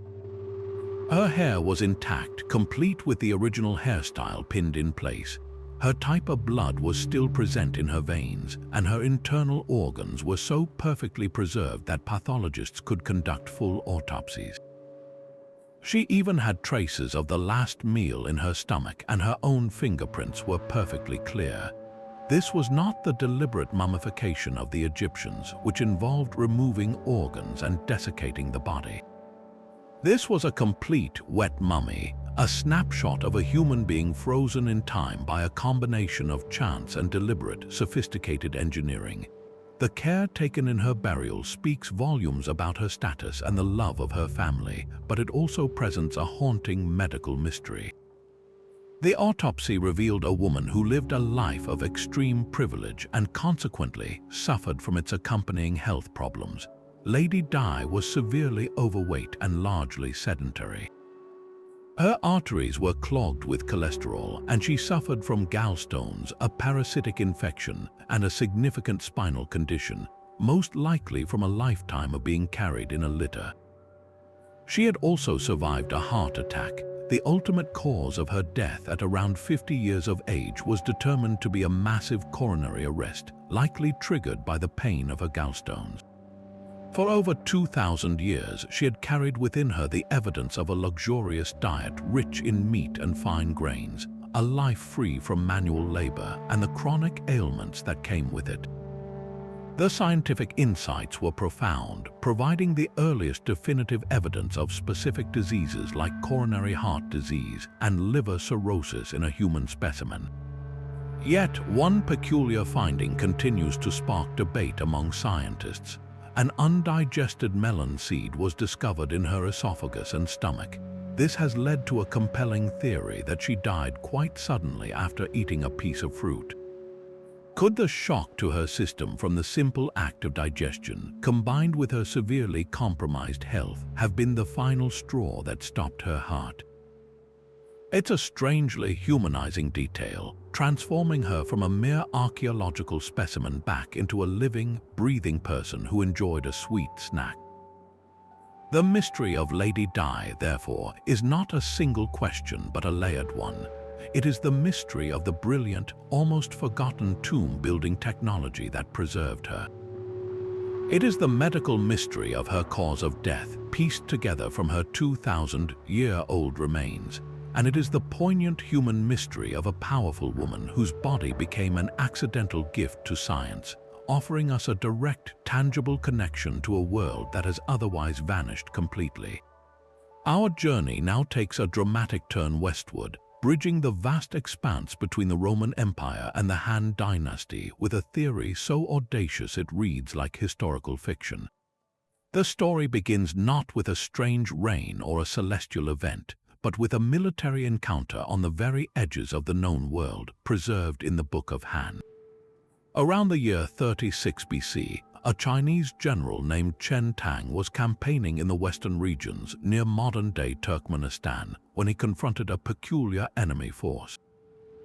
The official record notes that these soldiers utilized a unique and unfamiliar battle tactic, which the Chinese scribes described as a fish-scale formation.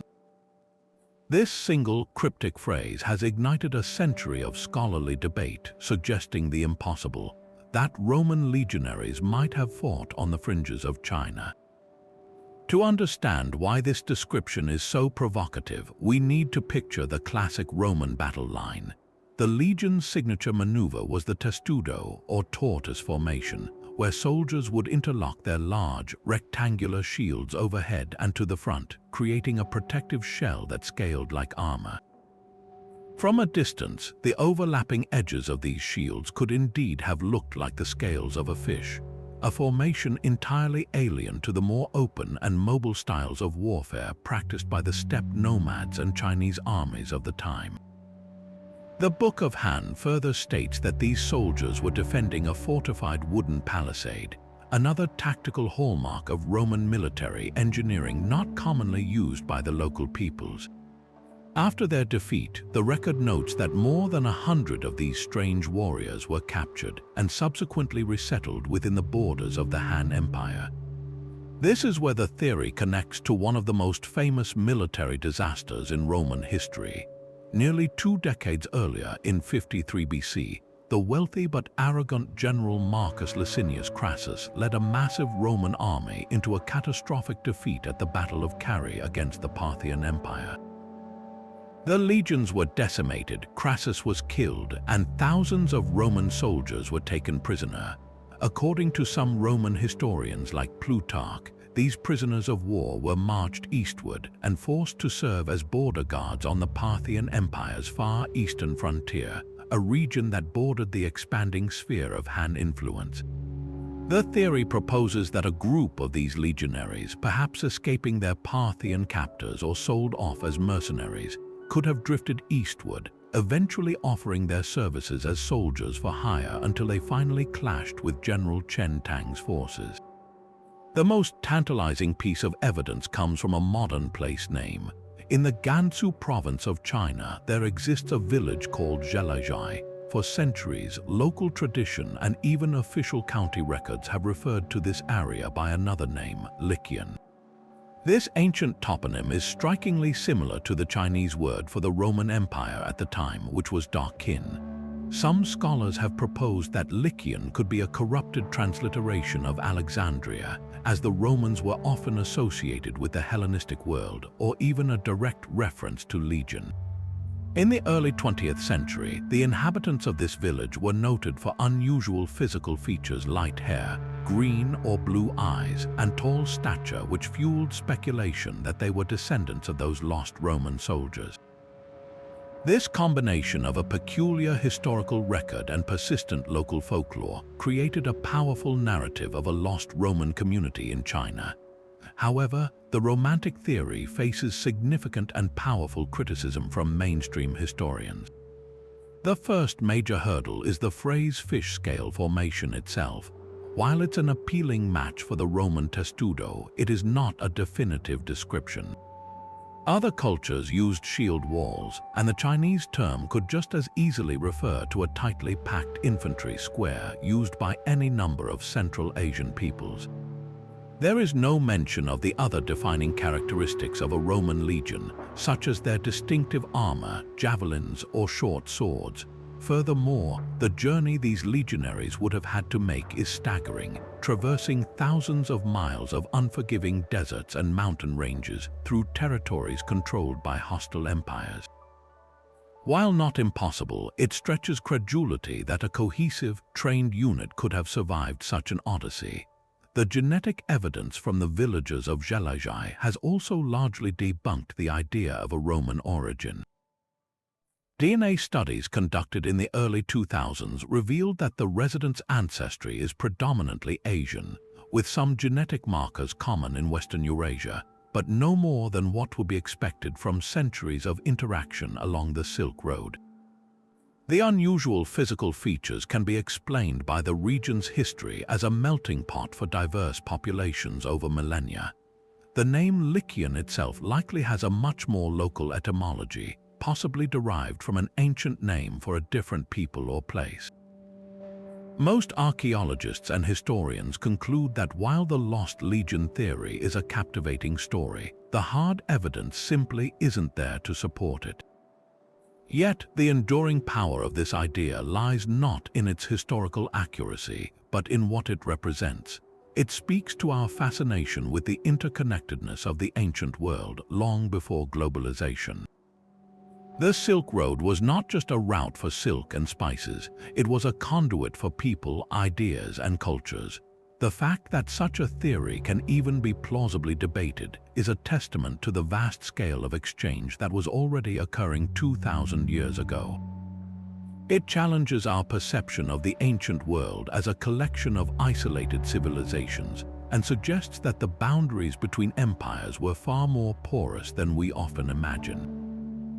The story of the possible Roman legion in China is ultimately a legend, but it's a legend that reminds us that history is full of unexpected connections, waiting just beyond the edge of the map. From the legendary echoes of lost Roman legions, we turn now to a different kind of military marvel, one that took to the skies not with the grim purpose of war, but with the silent, beautiful ingenuity of early flight. Our next oddity comes from the turbulent Three Kingdoms period, a time of brilliant strategists and legendary inventions, and it centers on one of China's most revered figures, the master tactician Zhuge Liang. Historical accounts, later immortalized in folklore and the epic romance of the Three Kingdoms, credit him with the deployment of a seemingly magical device to save his army from certain doom. Surrounded by enemy forces, Zhuge Liang needed a way to signal for help across vast distances, and his solution was to launch unmanned lanterns into the night sky, floating beacons of hope that would become known as Kongming lanterns. The technology behind these lanterns is deceptively simple, yet it represents a profound grasp of a fundamental physical principle. A Kongming lantern is essentially a small, enclosed hot air balloon, constructed from a bamboo frame covered with oiled paper or thin silk. At its base, a small crossbar holds a fuel source, traditionally a wax-soaked rag or a block of flammable material. When lit, the fire heats the air trapped inside the paper envelope. As we know, hot air is less dense than the cooler air surrounding it, and this difference creates buoyancy. Once the heated air inside the lantern becomes light enough, the entire structure lifts gently from the ground, ascending into the darkness like a miniature, self-contained star. For Zhu Liang's trapped soldiers, the sight of these glowing orbs rising and drifting over enemy lines would have been nothing short of miraculous, a silent, untraceable message carried on the wind. What makes this invention so remarkable is that it demonstrates a practical understanding of aerostatics centuries before the concept was formally developed in the West. While the Montgolfier brothers are celebrated for their manned hot air balloon flight in France in 1783, the Chinese principle was being applied over 1,500 years earlier. Zhu Liang's genius was not just in understanding the science, but in applying it to a critical, real-world problem. This was not a mere curiosity or a toy for imperial entertainment. It was a functional piece of military technology, an early form of optical telegraphy that could convey a simple, pre-arranged message over hills and valleys without the need for runners who could be captured or signal fires that would reveal the sender's position. The ability to launch a signal that moved independently of the terrain was a tactical advantage of staggering proportions for its time. The legacy of these flying lamps extends far beyond that single battlefield, weaving itself deeply into the fabric of Chinese culture. After their initial military use, Kongming lanterns were adopted for ceremonial and festive purposes. They became a traditional feature of the Lantern Festival, which marks the final day of the Chinese New Year celebrations. Releasing a Kongming lantern into the night sky transformed from an act of military signaling into a powerful symbolic gesture. People would write their wishes, hopes, and prayers for the coming year on the paper sides of the lantern before setting it aloft. Watching the lantern climb higher and higher until it disappeared into the darkness was seen as carrying those aspirations directly to the heavens, a tangible connection between the earthly and the divine. The lantern's flight symbolized the release of troubles and the rising of good fortune, a beautiful tradition that continues to this day in many parts of Asia. This enduring practice, however, carries with it a poignant and somewhat paradoxical modern echo of its ancient purpose. Just as the lanterns were used by Zhu Liang to signal a message of distress and a plea for aid, there is a fascinating, though controversial, theory that connects their appearance to one of the 20th century's most enduring UFO mysteries. In the 1940s, pilots flying over the rugged mountains of the American Southwest began reporting strange, silent, glowing objects that moved erratically in the night sky. They described them as Foo Fighters, and the phenomenon baffled military intelligence. While many explanations have been proposed, one intriguing suggestion is that these sightings could have been, in part, caused by large, unmanned paper lanterns used in Japanese and Chinese cultural festivals. A traditional Kongming lantern, caught in high-altitude wind currents and seen from a moving aircraft by a stressed wartime pilot, could easily be misinterpreted as an unidentified flying craft. The very same technology that once signaled for help on an ancient Chinese battlefield may have, centuries later and across the world, become entangled in the birth of the modern UFO phenomenon, a testament to the long, strange journey of a simple but brilliant idea. But if the sight of a lantern rising into the night was seen as a hopeful sign, the sudden appearance of a rain of feathered bodies was interpreted as anything but. Scattered across the dynastic histories are stark, unsettling entries that document a phenomenon both bizarre and ominous: the unexplained mass death of birds. Imagine the scene for a farmer in Tang-era China, stepping outside at dawn to find the ground littered with hundreds of sparrows, all lifeless, as if struck down by an invisible hand in the night. For the imperial court, receiving such a report was not a matter of ecological curiosity.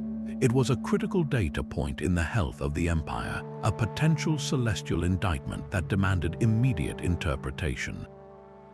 These events were consistently framed as Chani, or heavenly anomalies, direct messages from the cosmos about the emperor's virtue and the state's stability. The specific type of bird often carried symbolic weight. A die-off of cranes, symbols of longevity and wisdom, might be seen as a critique of the emperor's judgment. The death of swallows associated with domestic harmony could signal turmoil within the imperial household. The court's astronomers and scholars would pore over classical texts to decipher the precise meaning, often leading to recommendations for the emperor to perform acts of contrition, issue pardons, or correct unjust policies. The underlying belief was that a moral failing in the human realm could create a dissonance so profound it would manifest as a physical rupture in the natural world, with birds, creatures of the air, and thus closer to heaven, serving as the most sensitive messengers. This interpretive framework, while alien to modern science, provided a system for making sense of the terrifying and unpredictable. Today, we can look back at these same records with the tools of modern ecology and pathology, and a host of plausible, natural explanations emerge. One of the most likely causes for these sudden die-offs was infectious disease. Birds migrating along ancient flyways can act as mobile reservoirs for viruses and bacteria. An outbreak of avian botulism, for instance, produces a toxin in stagnant water that can kill waterfowl in large numbers with shocking speed.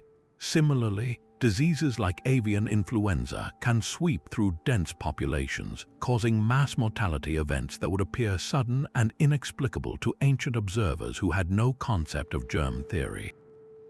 The records would simply note the effect of dead birds with no ability to perceive the microscopic cause. Another strong possibility involves accidental poisoning. Ancient agricultural practices, while organic by today's standards, were not without their hazards. Farmers might have used natural pesticides like arsenic-based compounds to protect grain stores. If a large flock of birds descended on a recently treated field, they could have consumed a lethal dose en masse, resulting in a catastrophic and localized die-off. Alternatively, a sudden algal bloom in a lake or pond producing potent neurotoxins could have poisoned entire flocks of water birds that came to drink. The event would be swift, confined to a specific area, and utterly mysterious to anyone without a knowledge of toxicology. A third, particularly poignant explanation considers the perils of migration itself. Birds navigating by the stars on overcast nights can become disoriented by man-made structures, even ancient ones. A large, brightly lit imperial palace or a temple complex with glowing braziers could have acted as a lethal lure. Imagine a flock of night-migrating songbirds confused by a sudden storm, becoming trapped in the sphere of light cast by a Han Dynasty tower. Exhausted and disoriented, they might have collided with the structure itself or with each other, falling to the ground in a heap of broken wings. What a court historian would record as a heavenly omen might actually have been a tragic accident of avian navigation colliding with human architecture. The true value of these ancient records, therefore, lies not in their astrological interpretations, but in their role as an unintended ecological database. When a Ming Dynasty scribe meticulously noted the date, location, and species of a mass bird death, he was creating a data point that modern scientists can use. By compiling these historical accounts, researchers can search for patterns. Do these events cluster in certain seasons, perhaps corresponding to migration periods? Do they correlate with historical climate data, suggesting periods of drought or unusual weather that could have stressed bird populations or concentrated them around dwindling water sources? These old reports become proxies, allowing us to reconstruct past ecological conditions and understand the long-term pressures on bird populations. The court officials who saw a divine warning were, in fact, faithfully documenting a natural event, providing us with a key to understanding the complex and often fragile relationship between species and their environment across centuries. Their search for meaning in the fallen birds gives us, centuries later, a different kind of meaning, a window into the ever-changing tapestry of life on Earth. But if the inexplicable fall of birds sent a chill through ancient communities, An even more direct and unsettling assault on the senses was the phenomenon of the unseen orchestra. Across numerous local gazetteers, the meticulous county-level records that complement the grand imperial histories, we find brief but terrifying entries describing a sound that had no visible source, a deep, resonant booming or a low, mournful blare like some colossal trumpet emanating from a perfectly clear and empty sky. These events were not associated with storms or earthquakes. They arrived without warning on calm, sunny days, shaking windows and vibrating deep in the chests of those who heard them. For villagers whose entire worldview was built on observable cause and effect, this was a profound violation of the natural order, an auditory ghost that signaled either divine displeasure or the approach of some unimaginable calamity. The official interpretation of these sky sounds was uniformly grim. In the cosmology of imperial China, harmony was the fundamental principle of the universe. The natural world, human society, and the heavens were all meant to exist in a state of balance. A disruptive, unexplained noise from the sky was the ultimate symbol of dissonance. Court scholars would have interpreted it as a tianguai or heavenly monster, a sonic omen indicating that the emperor's virtue was lacking or that the state had fallen into moral disarray. The sound itself was often described in anthropomorphic terms, as a groan from the earth or a sigh from heaven suggesting a world in pain. For the local magistrate, the occurrence demanded a response, perhaps an investigation into corrupt local officials, a ritual to appease angry spirits, or a report to the central government confessing some administrative failure. The goal was always to restore the silence, to quiet the heavens by correcting the flaws of mankind. Centuries later, these ancient reports find a startlingly precise echo in phenomena documented all over the modern world. In coastal areas of Bangladesh, Japan, and the Netherlands, they are known as mist poofers or fog guns. In the interior of the United States, particularly near the Seneca Lake region of New York, they are called Seneca guns.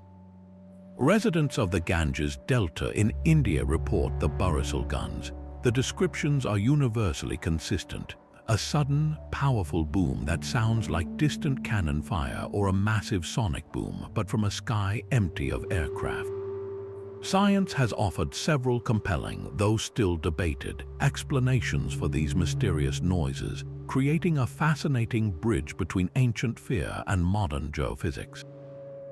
One of the leading theories points to shallow earthquakes too small to be felt as ground tremors but powerful enough to send acoustic waves through the atmosphere. A minor slippage along a deep fault line might release enough energy to generate a loud bang heard for miles around, without any of the shaking that would immediately identify it as an earthquake. Another prominent explanation involves the explosive release of methane gas from sedimentary basins under the sea or in swampy areas. Large bubbles of methane trapped under pressure in the mud can suddenly burst at the surface, creating a significant concussive sound wave. This could explain why many skyquake reports come from coastal regions and river deltas, where such geological conditions are common.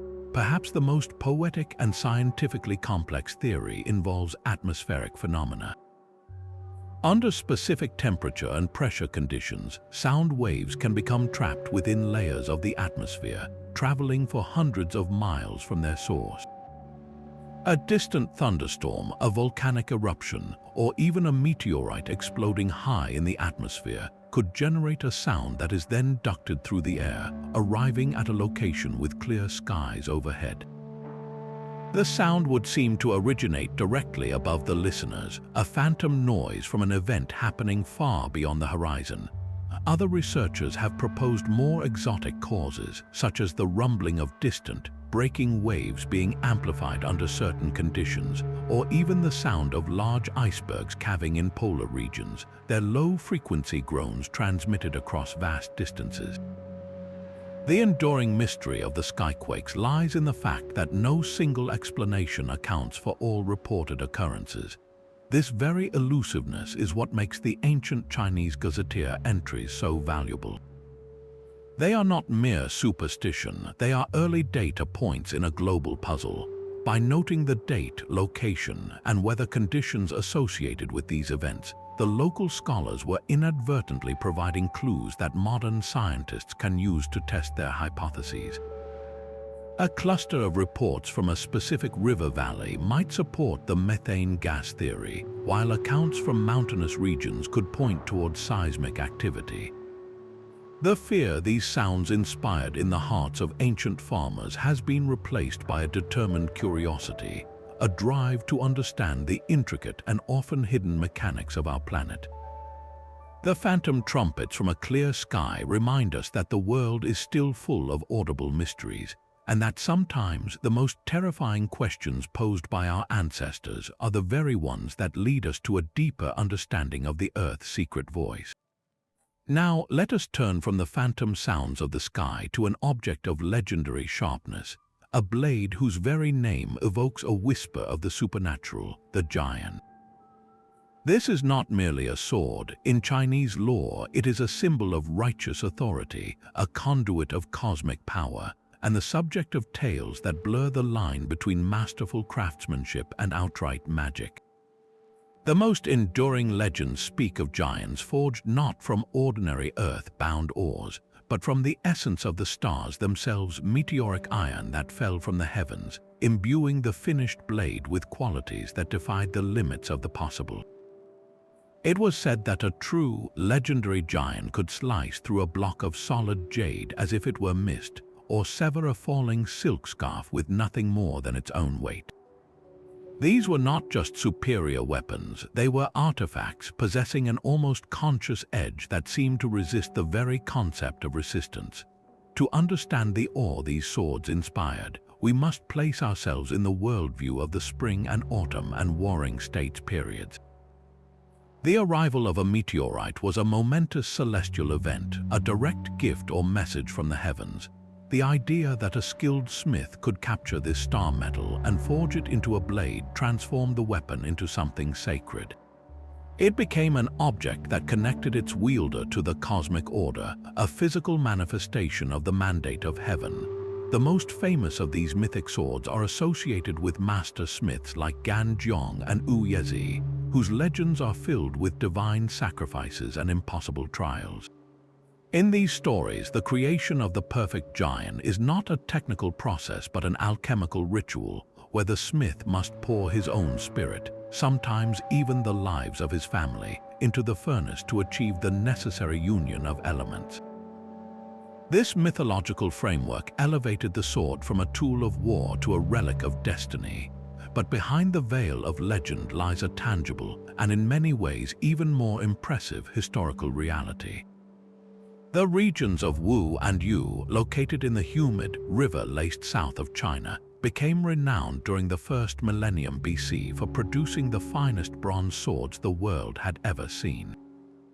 The technological superiority of the Wu and Yu swordsmiths was not magic, but a result of relentless innovation and a deep, empirical understanding of metallurgy. Their secret was a complex alloy and a revolutionary heat treatment process. While other states used a simpler, softer bronze, the smiths of Wu and Yu perfected a high tin-bronze alloy. Tin makes bronze harder, but too much tin makes it brittle. These master smiths found the perfect balance, creating a blade that could take and hold a phenomenally sharp edge. Their most crucial advancement, however, was a technique known as differential quenching. This involved heating the entire sword blade and then cooling it at different rates. The sharp, thin edge of the sword was cooled very rapidly, often by plunging it into a liquid. This rapid cooling or quenching created an extremely hard, crystalline structure in the bronze at the edge, hard enough to slice through armor and bone. However, if the entire blade were made this hard, it would shatter upon impact. So, the spine and core of the sword were cooled much more slowly, sometimes by being buried in warm ash or allowed to air cool. This resulted in a tougher, more flexible bronze that could absorb the shock of a blow.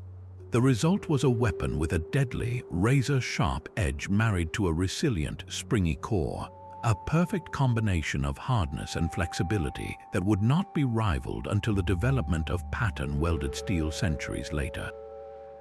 The legendary ability to cut through jade finds a plausible explanation in this advanced metallurgy. Jade is an incredibly tough material, but it is also brittle. A blade with an exceptionally hard, keen edge wielded with precision could indeed cause a fracture to propagate through a jade block, creating the appearance of a clean cut. As for the myth of slicing a floating silk scarf, this speaks to the incredible sharpness and the perfect geometry of the blade's edge, a quality that modern knife makers still strive for as the ultimate test of a blade's polish. The legends, therefore, were not pure fiction. They were poetic exaggerations of a very real technological marvel that would have seemed miraculous to anyone who witnessed it. When archaeologists opened the tomb of King Gaojun of Yu in 1965, they found a stunning confirmation of this ancient expertise. Buried alongside the ruler was his personal bronze sword, a giant that had lain in a damp, airless tomb for over 2,000 years. When it was unsheathed, the assembled archaeologists gasped. The blade was untarnished, its surface still gleaming with a dark, metallic luster, and the edge was so sharp that it drew a drop of blood from a careless curator's finger. The intricate inlay work on the hilt was pristine. This was not a legendary sword from a folktale. This was the real thing, and its phenomenal state of preservation testified to a level of craftsmanship and anti-corrosion technology that we are still working to fully understand. The Giant of Gaojun is the silent, physical proof that the legends of supernatural swords were born from a very human, but no less extraordinary, mastery of fire and metal. While the annals of Chinese history are filled with tales of emperors who defined their reigns through conquest or grand construction, our next oddity introduces a ruler whose legacy was shaped not by affairs of state, but by the intensity of a single, personal relationship. This brings us to the poignant and controversial story of Emperor Ai of the Han Dynasty, whose brief reign around the 1st century BC became eternally linked to a phrase that would echo through the centuries: the passion of the cut sleeve. The official dynastic histories, while often circumspect, provide enough detail to confirm the emperor's profound devotion to a young man named Dong Xian. It is in the unofficial histories and anecdotal records, however, that the full human dimension of this bond comes to life, challenging simplistic modern categorizations and offering a rare, intimate glimpse into the complexities of love, power, and social norms in ancient China. Emperor Ai ascended the throne as a young man, but he was reportedly in poor health and possessed a melancholic, sensitive disposition. The overwhelming pressures of court life and the machinations of powerful ministerial families likely left him isolated. It was into this void that Dong Xian, a minor official who likely entered the palace as a clerk, stepped. The historical accounts describe Dong Xian as exceptionally handsome and gentle-natured. He quickly captured the emperor's complete attention and affection. What began as a favored companionship rapidly evolved into an all-consuming relationship. Emperor Ai showered Dong Xian with titles, wealth, and unprecedented honors, promoting him through the ranks at a dizzying speed until he held the highest positions in the government, despite his youth and relative inexperience. The emperor's favor was so absolute that it was said all petitions and reports had to pass through Dong Xian before reaching the throne, effectively making the young man the most powerful figure in the empire after the emperor himself.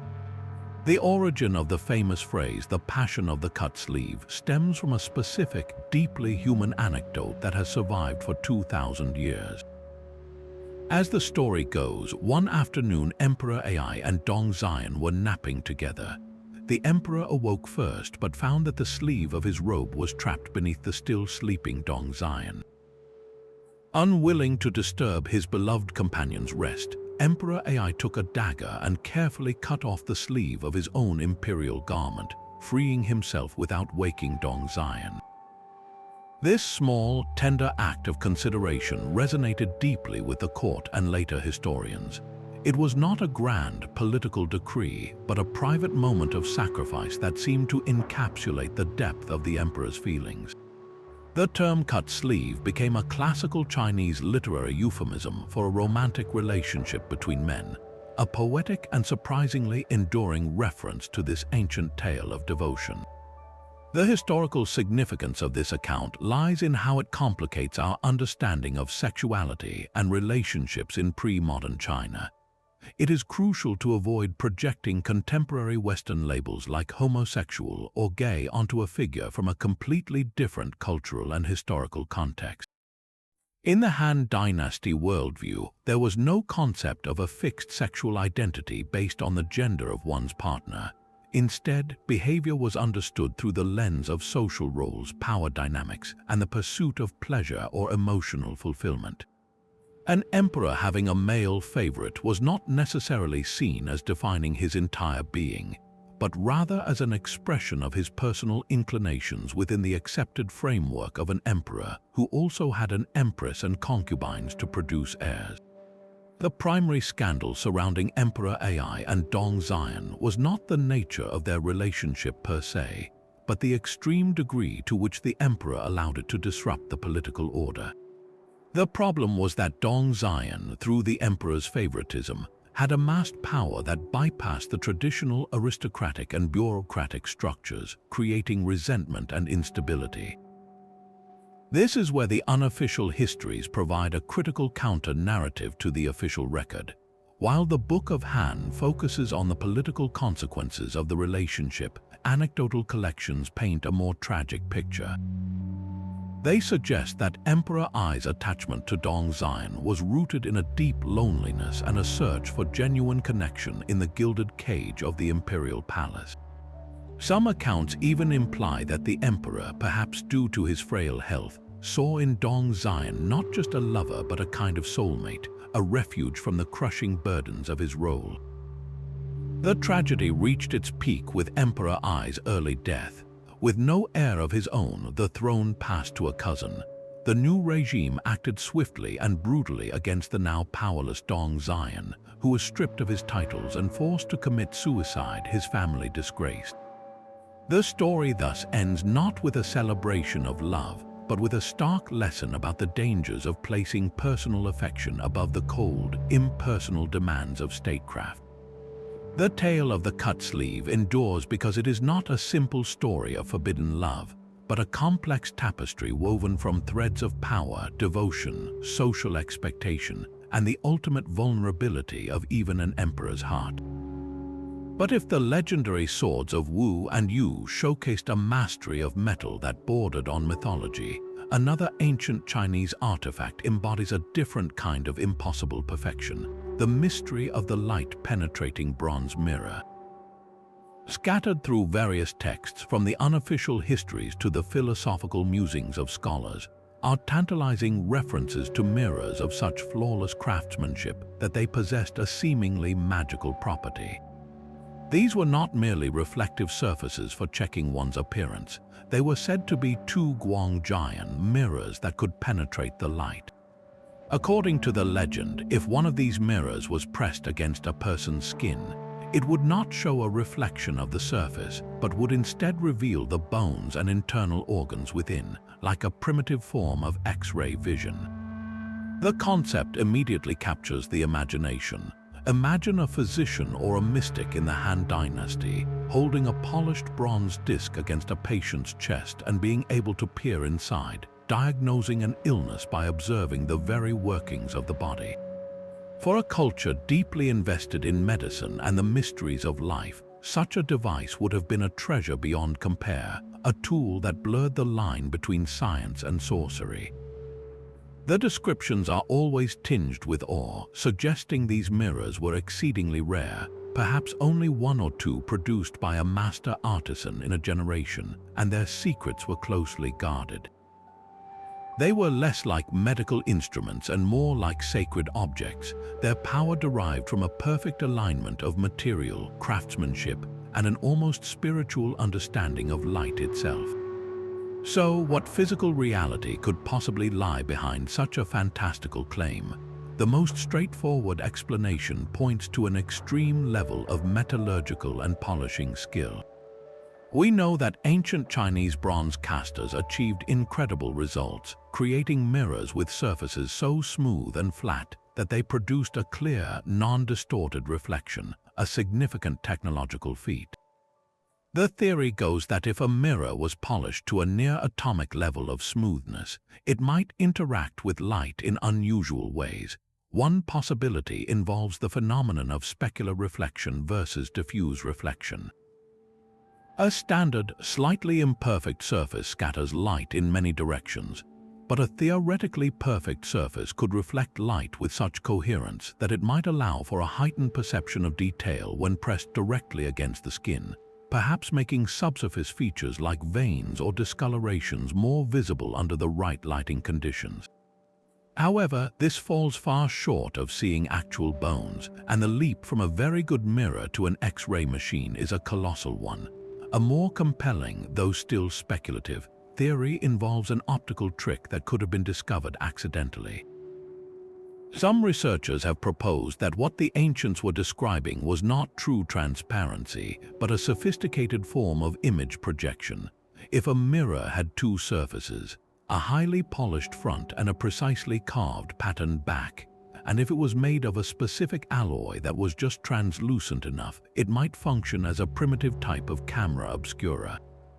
When bright sunlight shone through the mirror from behind and it was held against a hand, the pattern on the back could potentially be projected onto the skin. To an observer, this might create the illusion that the internal structure of the hand was being revealed, especially if the pattern was a stylized representation of bones. This would be a stunning parlor trick, a masterpiece of optical illusion born from an intimate understanding of bronze properties, which could easily be interpreted as magical penetration. Yet, the most fascinating possibility is that the legend is a poetic, metaphorical description of a very real philosophical concept. In Taoist thought, the idea of a mirror held profound significance. The ideal mind of a sage was often compared to a perfectly clear mirror, reflecting the world without distortion or prejudice. A light-penetrating mirror in this context might not be a literal object, but a symbol for a state of profound insight or clairvoyance. A skilled Taoist healer or a wise physician, through observation of a patient's complexion, pulse, and demeanor, might claim to see the internal imbalances causing illness. This diagnostic intuition could then be poetically described as using a mirror that penetrates the flesh, a metaphor for the practitioner's own penetrating insight, later misinterpreted by storytellers as a physical object.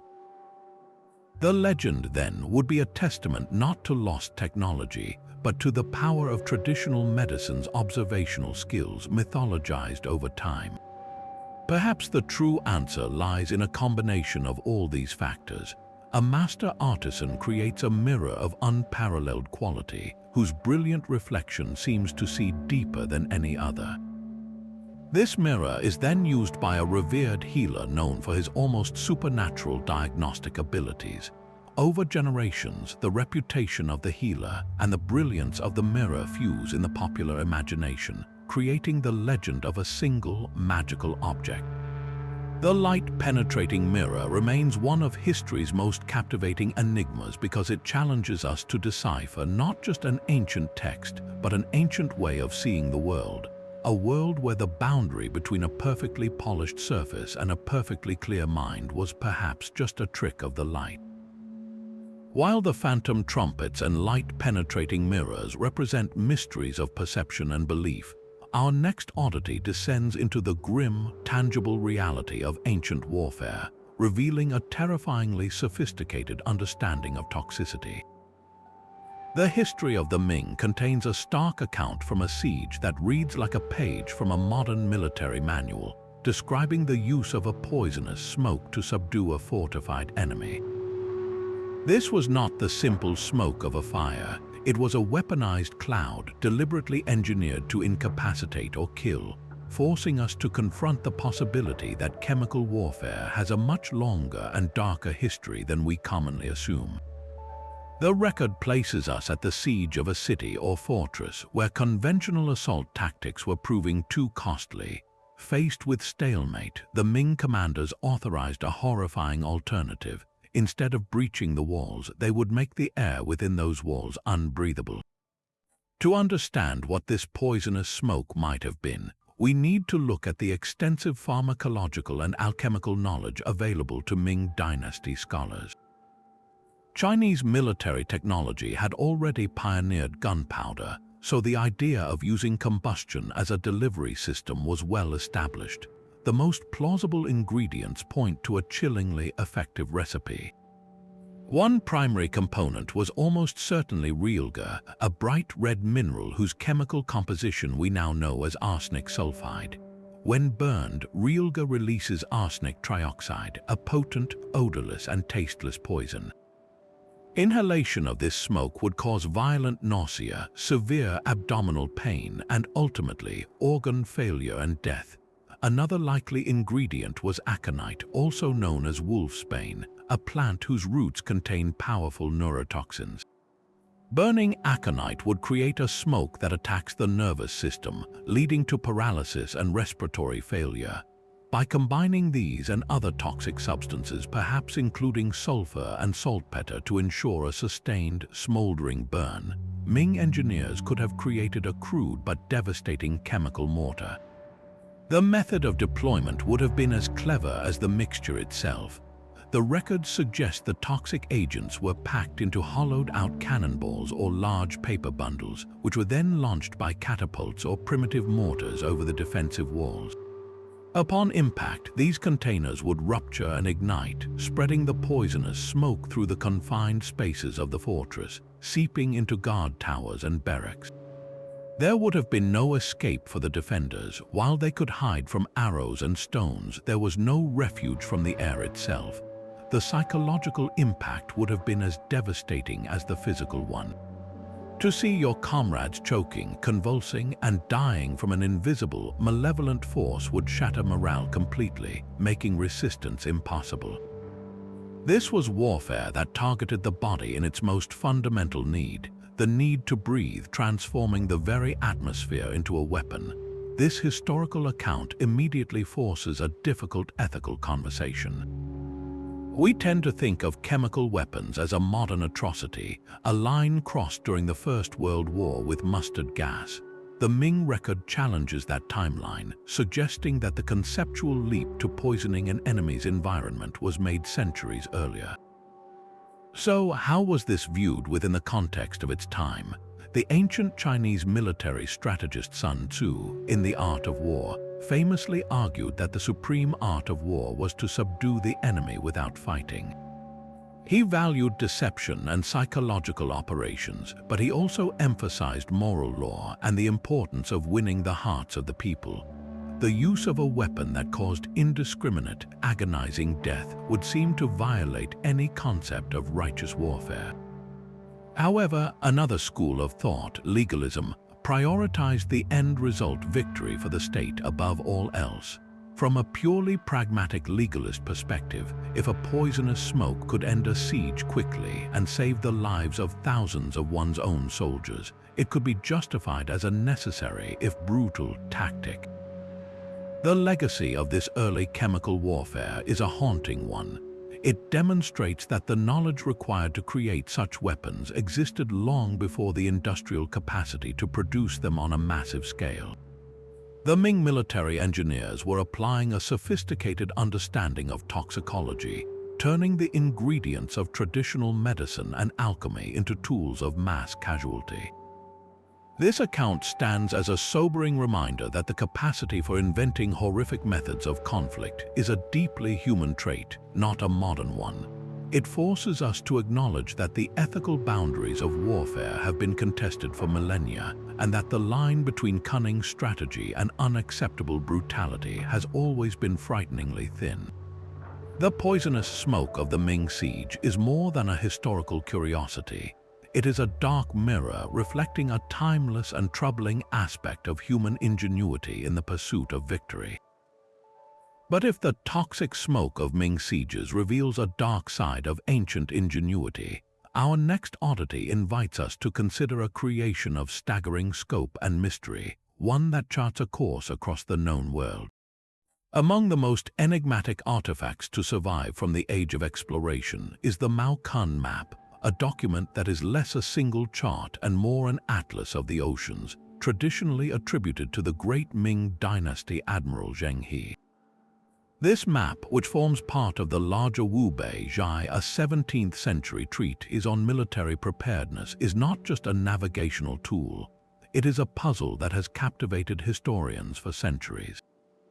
What makes it so extraordinary is its depiction of coastlines with an accuracy that seems to defy the technological limitations of its time, particularly when it comes to the distant continent of Africa, suggesting that the Chinese treasure fleets may have ventured far beyond the lands recorded in the official histories. To appreciate the map's significance, we must first understand the context of Zheng He's legendary voyages in the early 15th century. The Yongle Emperor dispatched immense treasure fleets, some consisting of hundreds of ships carrying tens of thousands of men, on diplomatic and trading missions across the Indian Ocean. The official records of these expeditions were largely destroyed after the voyages ceased, leaving the Mao Kun map as one of our most important windows into the knowledge they accumulated. The map is a long, accordion-style scroll filled with detailed annotations and sailing directions. It doesn't use the Mercator projection familiar to Western cartography. Instead, it presents the world as a series of connected routes, like a bus map for the high seas, showing the path from the Chinese coast all the way to the eastern shores of Africa.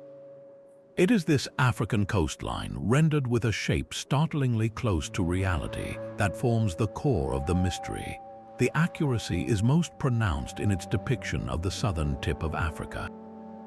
The map shows a distinct, sharp protrusion pointing southward, which many scholars argue is a recognizable representation of the Cape of Good Hope. Some interpretations even suggest the map hints at a knowledge of the western coast of Africa, implying a voyage that may have rounded the Cape. If this is true, it would mean that Chinese mariners had charted the Cape of Good Hope decades before the Portuguese explorer Bartolomeu Dias did so in 1488. This possibility turns conventional history on its head, suggesting that the age of exploration was not a solely European enterprise, but one that may have had a spectacular and deliberately abandoned Chinese precursor. The question then becomes a profound one. How did the mapmakers achieve this level of precision? One compelling theory is that the knowledge was acquired firsthand by Zheng He's fleets through a voyage of circumnavigation that has been lost to the official record. Proponents of this idea point to fragmented accounts and intriguing clues. A stele erected by Zheng He in Fujian province mentions that the fleets had traveled to more than 30 countries, reaching lands where the stars and constellations are upside down, a description that could easily apply to the southern hemisphere sky visible from below the equator. Furthermore, a copy of an ancient map known as the Kangnido, created in Korea in 1402, but believed to be based on Chinese sources, shows a roughly accurate outline of Africa years before Zheng He's first voyage, suggesting this geographical knowledge may have existed even earlier, perhaps passed down from the Yuan dynasty. Could a secret expedition have been sent to explore the limits of the world, its findings reserved for the eyes of the emperor alone, only to be purged from history when the court turned inward? A second, more conservative theory proposes that the Chinese cartographers were brilliant synthesizers of information gathered from the vast trading networks of the Indian Ocean. Zheng He's fleets did not sail in a vacuum. They interacted with Arab, Indian, and African merchants and sailors who had been plying these waters for centuries. How captains possessed extensive knowledge of the East African coast, and some may have had information about the continent's southern extremity. Under this theory, the Mao Kun map is not a product of direct Chinese exploration of the Atlantic, but rather a masterpiece of intelligence gathering. Ming scholars would have interviewed foreign pilots, collected their portolan charts, and integrated this disparate data into a single, coherent document, creating a comprehensive guide for future voyages. The accuracy of the African coastline, then, is a testament to the reach and sophistication of Ming diplomacy and their ability to compile a global knowledge base. Yet another fascinating interpretation suggests that the map's accuracy might be, in part, a coincidence of artistic convention. The Mao Kun map is a strip map designed to guide a sailor from one point to the next. Its primary concern was not the precise, scaled representation of landmasses, but the sequence of landmarks, sailing times, and compass bearings needed to navigate safely. The shape of Africa might have been distorted to fit the long, narrow format of the scroll, with certain features exaggerated for emphasis. What we interpret as the Cape of Good Hope might have been intended as a different promontory further north, its dramatic appearance on the map being a function of cartographic style rather than geographical fact. This view urges caution, reminding us that we are looking at the map through a modern lens, with our own expectations of what an accurate map should look like. The ultimate fate of the treasure fleets adds a layer of deep poignancy to this mystery. Shortly after the death of the Xuan Emperor, the successor to Zheng He's patron, a new faction gained power at the Ming court. These officials argued that the voyages were a colossal waste of resources that strained the empire's finances. They advocated for a policy of isolation, focusing on internal threats from the north. The great ships were ordered to be dismantled, the shipyards closed, and much of the records of the voyages were deliberately destroyed. The Mao Kun map survived only because it was tucked away in a military manual, perhaps considered a technical curio rather than a state secret. This decision had world-altering consequences. It effectively halted Chinese maritime expansion just as Europe was beginning its own age of discovery. The knowledge encapsulated in the map became a dead end, a forgotten dream of a global empire that never was.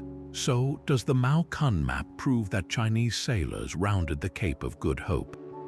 The evidence remains tantalizingly circumstantial. There is no definitive account of such a voyage in the surviving records, yet the map itself stands as a silent, powerful witness to a moment of unparalleled possibility. It represents a path not taken, a world where the flow of ideas and power might have been centered in the East rather than the West. Whether drawn from first-hand experience or synthesized from a global network of informants, the map is a breathtaking achievement. It challenges the Eurocentric narrative of exploration and forces us to acknowledge that the contours of the world were being mapped by many hands, in many different ways, long before we thought they were. It is a ghost of a different global history, a whisper of a China that looked outward, its secrets now fading on a fragile sheet of paper. Leaving behind the grand cartographic mysteries of the Mao Kun map, we descend into the treasure vaults of legend to uncover an object that seems to be made of solidified moonlight itself, the fabled night shining pearl, or Yimingzhu. Across dynastic histories and collections of folklore, these luminous gems are described as pearls of impossible size, possessed by emperors and powerful nobles, with the singular, magical property of glowing with a soft, cool light in the darkness, capable of illuminating an entire hall without flame or smoke. This was not merely a precious stone, it was a piece of the night sky brought down to earth, a symbol of virtue and heavenly favor that transcended its value as a simple jewel. The symbolic importance of such an object in the imperial court cannot be overstated. In Chinese cosmology, light was synonymous with wisdom, purity, and the divine mandate of the ruler.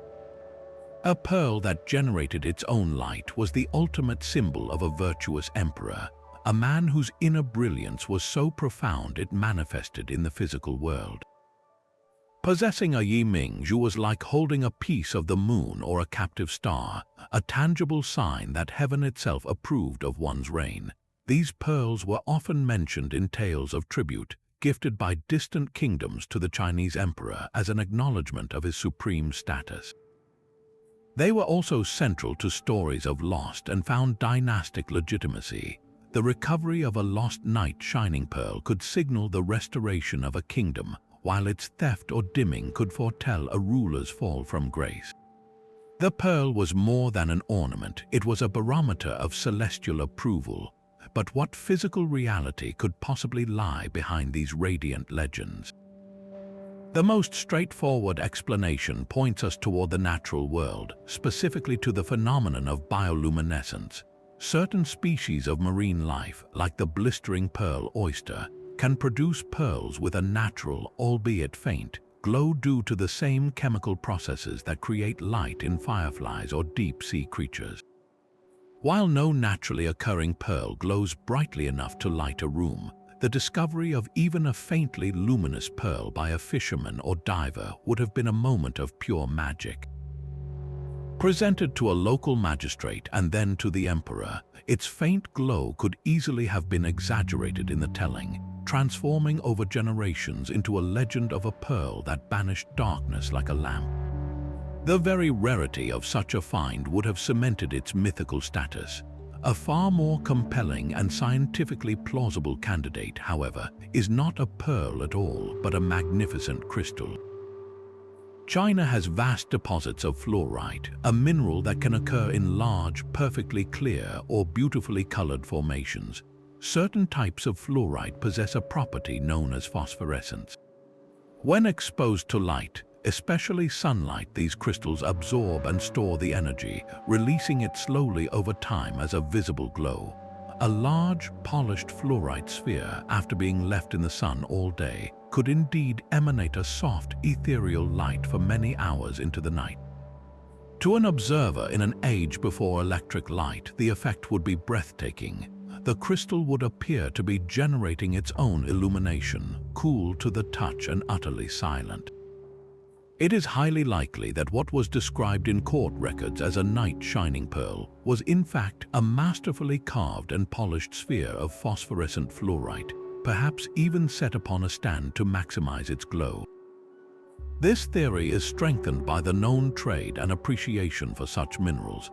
The ancient Chinese were master lapidaries skilled at working jade, quartz, and other stones. They valued fluorite, often calling it the lovely multicolored stone, and used it for carvings and decorative objects. The step from appreciating its daytime beauty to discovering its hidden nighttime luminescence would have been a small but profound one. An artisan or court scholar, noticing the lingering glow after a fluorite object was moved from a sunny windowsill, would have unlocked the secret. From that point, the creation of a Yiming Zhu became a matter of craftsmanship, finding the largest, clearest piece of phosphorescent fluorite and carving it into a perfect sphere to serve as the ultimate symbol of the emperor's enlightened rule. The legend of the self-illuminating pearl, therefore, may be a beautiful conflation of two distinct treasures: the extreme rarity of a bioluminescent pearl and the magnificent, engineered glow of a phosphorescent crystal, combined in the popular imagination into a single, legendary object of power and light. And just as the phantom trumpets from a clear sky could send a chill through an ancient court, a different kind of celestial spectacle could bring imperial astronomers to their knees in a mixture of awe and dread: the sudden, impossible appearance of three suns in the sky. Official records from dynasties like the Tang and Song contain meticulous notes of these events, describing a central, true sun flanked by two bright, ghostly companions, often connected by a luminous halo. In an era where the sun was the ultimate symbol of the emperor, this was not a beautiful curiosity, it was a celestial crisis. A duplication of the solar disk was interpreted as a direct challenge to the emperor's unique mandate of heaven, a sign that rival claimants or rebellious forces were gathering strength, threatening to fracture the unity of the empire. The court's entire astrological apparatus would swing into action, deciphering the omen's meaning and advising the emperor on the rituals and policy changes needed to restore cosmic balance. The science behind this terrifying portent is one of the most beautiful and well understood in atmospheric optics. The phenomenon is known as a parhelion, or more commonly, a sundog, and it is a masterpiece of light and ice. It occurs when the sun hangs low in the sky, shining through a thin, high-altitude veil of cirrus clouds. These clouds are not made of water droplets, but of countless millions of tiny, six-sided ice crystals, each acting as a miniature prism. For a sundog to form, these crystals must be shaped like flat plates and be drifting gently through the air with their faces nearly horizontal. As sunlight enters one side of these plate-like crystals, it is refracted or bent at a precise angle of 22 degrees before exiting another side. This 22-degree angle is the key to the entire illusion. From your perspective on the ground, all the light rays passing through these millions of perfectly aligned ice crystals are being bent toward that specific point in the sky. Your eye perceives this concentrated light not as a diffuse glow, but as a second sun, a brilliant concentration of light sitting 22 degrees to the left or right of the true sun. Often, conditions are right for crystals on both sides to align, creating the classic image of two companion suns. The faint halo that can connect them is caused by light refracting through randomly oriented crystals, creating a full 22-degree circle around the sun, with the sundogs marking its brightest points. The illusion is so perfect because you are not seeing a reflection. You are seeing the actual light of the sun, bent and delivered to a new location in the sky. What's truly fascinating is how the cultural lens through which this event was viewed shaped its historical recording. For the court astronomers, the appearance of sundogs was a matter of grave political significance. Their records, therefore, are incredibly precise. They noted the duration of the event, the colors observed, and the exact position of the phantom suns relative to the real one.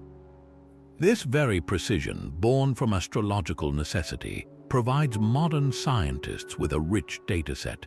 By comparing these ancient accounts with known solar and climatic cycles, researchers can cross-reference the reports, using them as proxy evidence for historical weather patterns and atmospheric conditions over China centuries ago.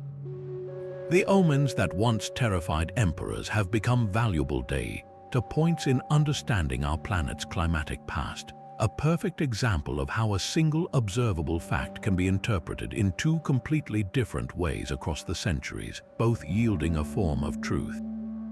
But perhaps the most bizarre and insidious dangers recorded in the annals of the Chinese court were not external threats at all, but the poisons willingly consumed in the pursuit of eternal life. This brings us to a recurring and tragic historical oddity: the strange, debilitating illnesses that afflicted numerous emperors, conditions that were often a direct result of their own desperation to cheat death. No case is more illustrative than that of the Zhejiang emperor of the Ming dynasty, whose long reign in the 16th century was profoundly shaped by a mysterious and deteriorating health that can be traced directly to the contents of his own medicine cabinet. The emperor's quest for immortality, a desire shared by countless rulers before him, ironically became the very source of the physical and mental decay that destabilized his court and altered the fate of his empire. To understand the Zhejiang emperor's predicament, we must first appreciate the powerful allure of Taoist alchemy in imperial circles. For centuries, Taoist masters had promised that through the consumption of specially prepared elixirs, one could purify the body, achieve spiritual transcendence, and ultimately live forever. These were not seen as mere superstitions, but as a sophisticated science of life extension. The most sought-after elixirs were the jindan, or golden pills, which were concocted through complex processes involving the heating and combining of various minerals. The key ingredient in many of these formulas was cinnabar, a vibrant red ore known chemically as mercury sulfide. The alchemical logic was compelling. Cinnabar's brilliant, unchanging color symbolized permanence and vitality. By ingesting this essence of durability, the emperor hoped to absorb its timeless qualities into his own flesh. The tragic irony, unknown to him, was that when cinnabar is heated during the elixir's preparation, it releases pure liquid mercury, one of the most potent neurotoxins known to humanity. The symptoms recorded by court chroniclers during the Zhejiang Emperor's later years read like a textbook case of chronic mercury poisoning. He was described as suffering from severe paranoia and unpredictable mood swings, often flying into violent rages over minor slights. He experienced tremors and insomnia and developed painful skin lesions. His behavior became increasingly reclusive. He avoided court audiences for years on end, preferring to commune with his Taoist advisors in secluded temples within the Forbidden City. This retreat from the daily business of governance created a massive power vacuum at the heart of the Ming government. With the emperor incapacitated by his illness, the business of the state fell into the hands of court eunuchs and corrupt ministers who jockeyed for influence, issuing edicts in the emperor's name while he focused on his next elixir. The very foundation of imperial authority, which required the Son of Heaven to be a visible and active ruler, was crumbling from the inside out, poisoned by the emperor's own hand. The historical impact of this personal health crisis was immense. The Zhejiang emperor's withdrawal from public life and his erratic decision-making, likely fueled by mercury-induced neurological damage, contributed significantly to the administrative corruption and military neglect that characterized the mid-Ming period. This era saw the rise of powerful and ruthless grand secretaries like Yan Song, who exploited the emperor's isolation to control the flow of information and enrich himself, while coastal provinces suffered devastating raids by Japanese pirates known as the Waku. The emperor's obsession with longevity elixirs was not a private eccentricity. It was a matter of state security, a personal oddity that reverberated through the entire bureaucracy and weakened the dynasty's ability to respond to external threats. The pursuit of an immortal body for the emperor came at the cost of the empire's health, and the Zhejiang emperor was far from alone in this fatal pursuit. Centuries earlier, the brilliant Tang dynasty Emperor Taizong, a ruler celebrated for his martial prowess and the prosperity of his reign, also fell victim to the promises of alchemists. After a lifetime of conquest and state-building, the aging emperor grew fearful of death. In his final years, he began consuming elixirs provided by a Tibetan alchemist. Historical accounts note a rapid decline in his health soon after, culminating in his death at the relatively young age of 51. It is a poignant and darkly ironic end for one of China's greatest emperors, a man who survived countless battles only to be defeated by a potion meant to grant him eternal life. His death triggered a succession struggle that, while ultimately stable, demonstrated how the emperor's personal health could dictate the stability of the entire nation. This pattern transforms these historical accounts from simple medical curiosities into profound cautionary tales about the intersection of absolute power, scientific ignorance, and the universal fear of mortality. The emperors who consumed these poisons were not foolish men in the context of their time. They were acting on the best available knowledge from revered spiritual and scientific advisors. Their illnesses were strange because their cause was hidden, a secret danger wrapped in the guise of a sacred cure. These records provide a unique window into a world where the line between medicine and poison was terrifyingly thin, and where the most powerful person in the realm could be brought low by a tiny, glittering pill. The oddity is not just the illness itself, but the tragic, self-inflicted nature of it, a reminder that the quest to conquer time can sometimes speed its arrival, and that the decisions made in the private chambers of a ruler can echo through the halls of history for centuries to come. And now we arrive at the final, and perhaps the most breathtaking oddity on our list, a discovery so radical it didn't just add a new chapter to Chinese history, it suggested an entire lost book. This is the mystery of Shaanxi. For centuries, the story of China's Bronze Age civilization was a story of the Yellow River Valley, centered on the Shang dynasty with its magnificent ritual bronzes, the dings, the wine vessels, the intricate works that defined ancient Chinese art. That was the accepted narrative, the trunk of the family tree. But in 1986, in a quiet village in Sichuan province, a discovery was made that revealed the ancient world was far more complex and far stranger than anyone had ever imagined. It began not with archaeologists but with farmers digging a clay pit. Their shovels struck against something hard and metallic, something that should not have been there. What they had stumbled upon were two sacrificial pits, filled not with bones, but with treasures of such bizarre and magnificent artistry that they seemed to belong to another world entirely.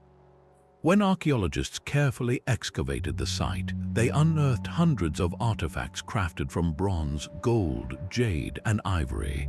But these were not like the artifacts of the Shang. There were no familiar ritual vessels, no inscriptions praising ancestors. Instead, they found objects of stunning, almost alien imagination. Colossal bronze masks with bulging, tubular eyes and exaggerated, beak-like features. A bronze statue of a man standing over 8 feet tall, a figure of impossible scale and grandeur for its time, and a tree of life, a bronze sculpture stretching nearly 13 feet high, with birds, fruits, and dragons cascading from branches. This was not a variation on a known theme. It was a completely different symphony. The most immediate and profound shock was the complete absence of any connection to the established Chinese Bronze Age culture.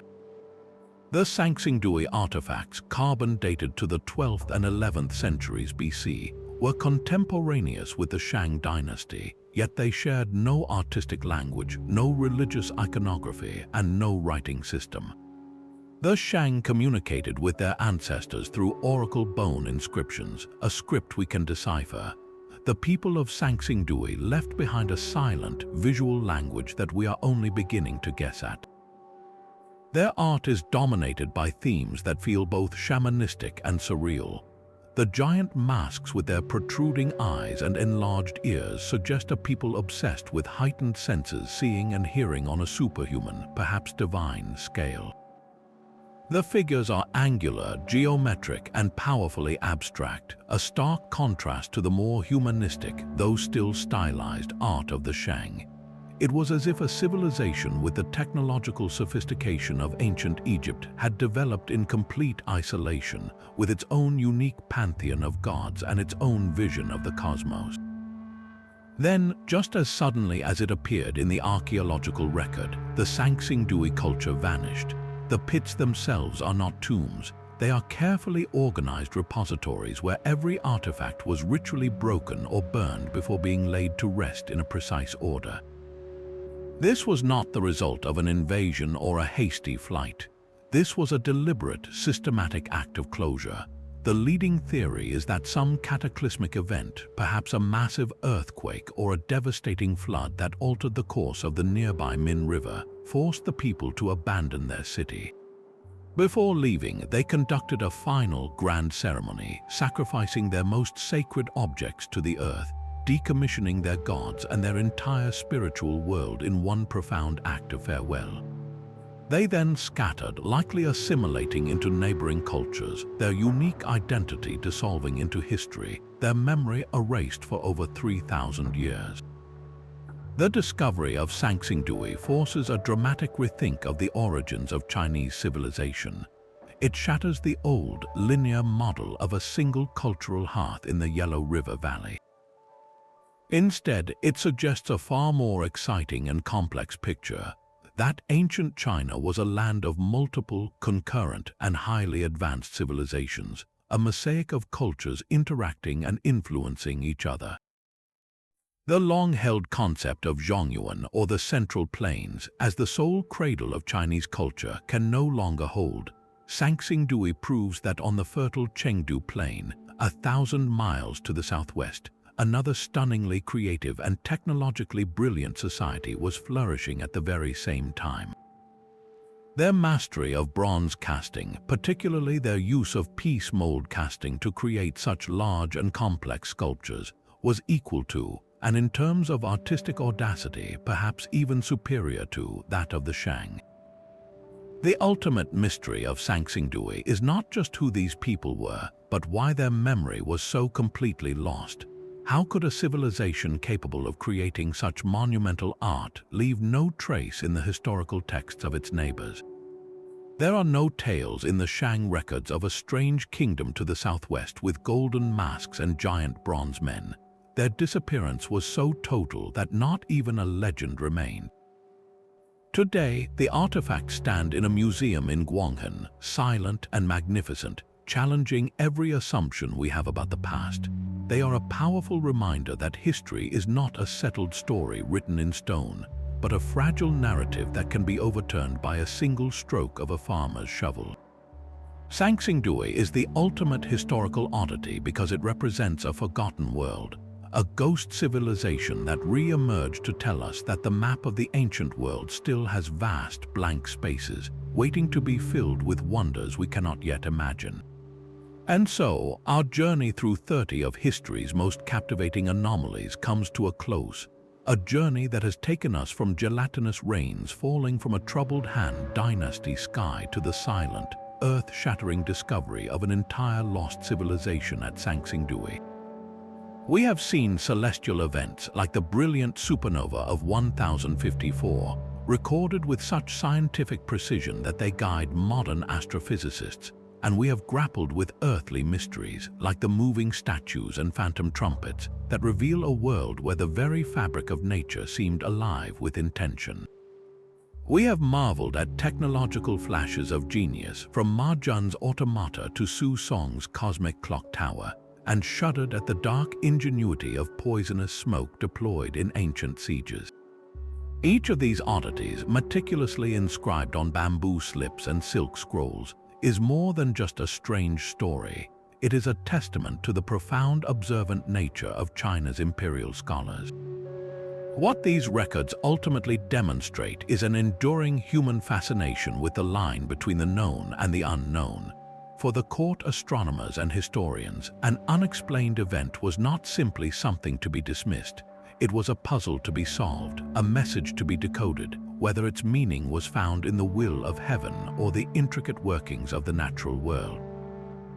Their diligent note-taking, driven by a desire to understand their universe, has gifted us with an unparalleled archive of the extraordinary.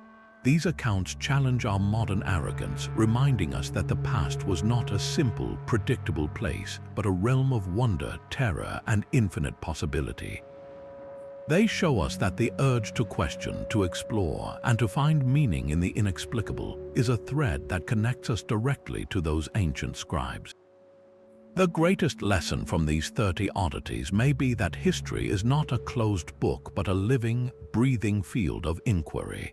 The discovery of the Shaanxi pits proves that our understanding of the past can be radically rewritten overnight. The ongoing scientific investigations into earthquake precursors and atmospheric phenomena show that the observations of our ancestors can still guide our research today.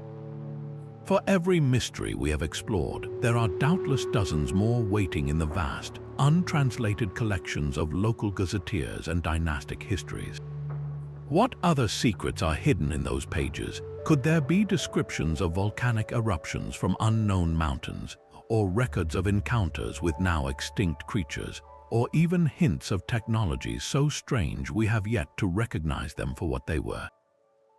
The search for these answers is an adventure that is still very much alive, and this adventure isn't just for academics in dusty libraries, it's for anyone with a curious mind.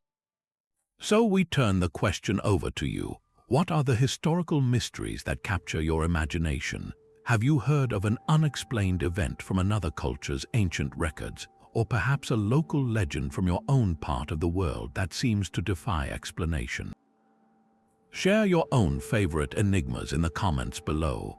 Let's continue the conversation and keep digging into the wonderfully weird corners of our shared past together, because the next great historical oddity, the one that changes everything, might just be a single curious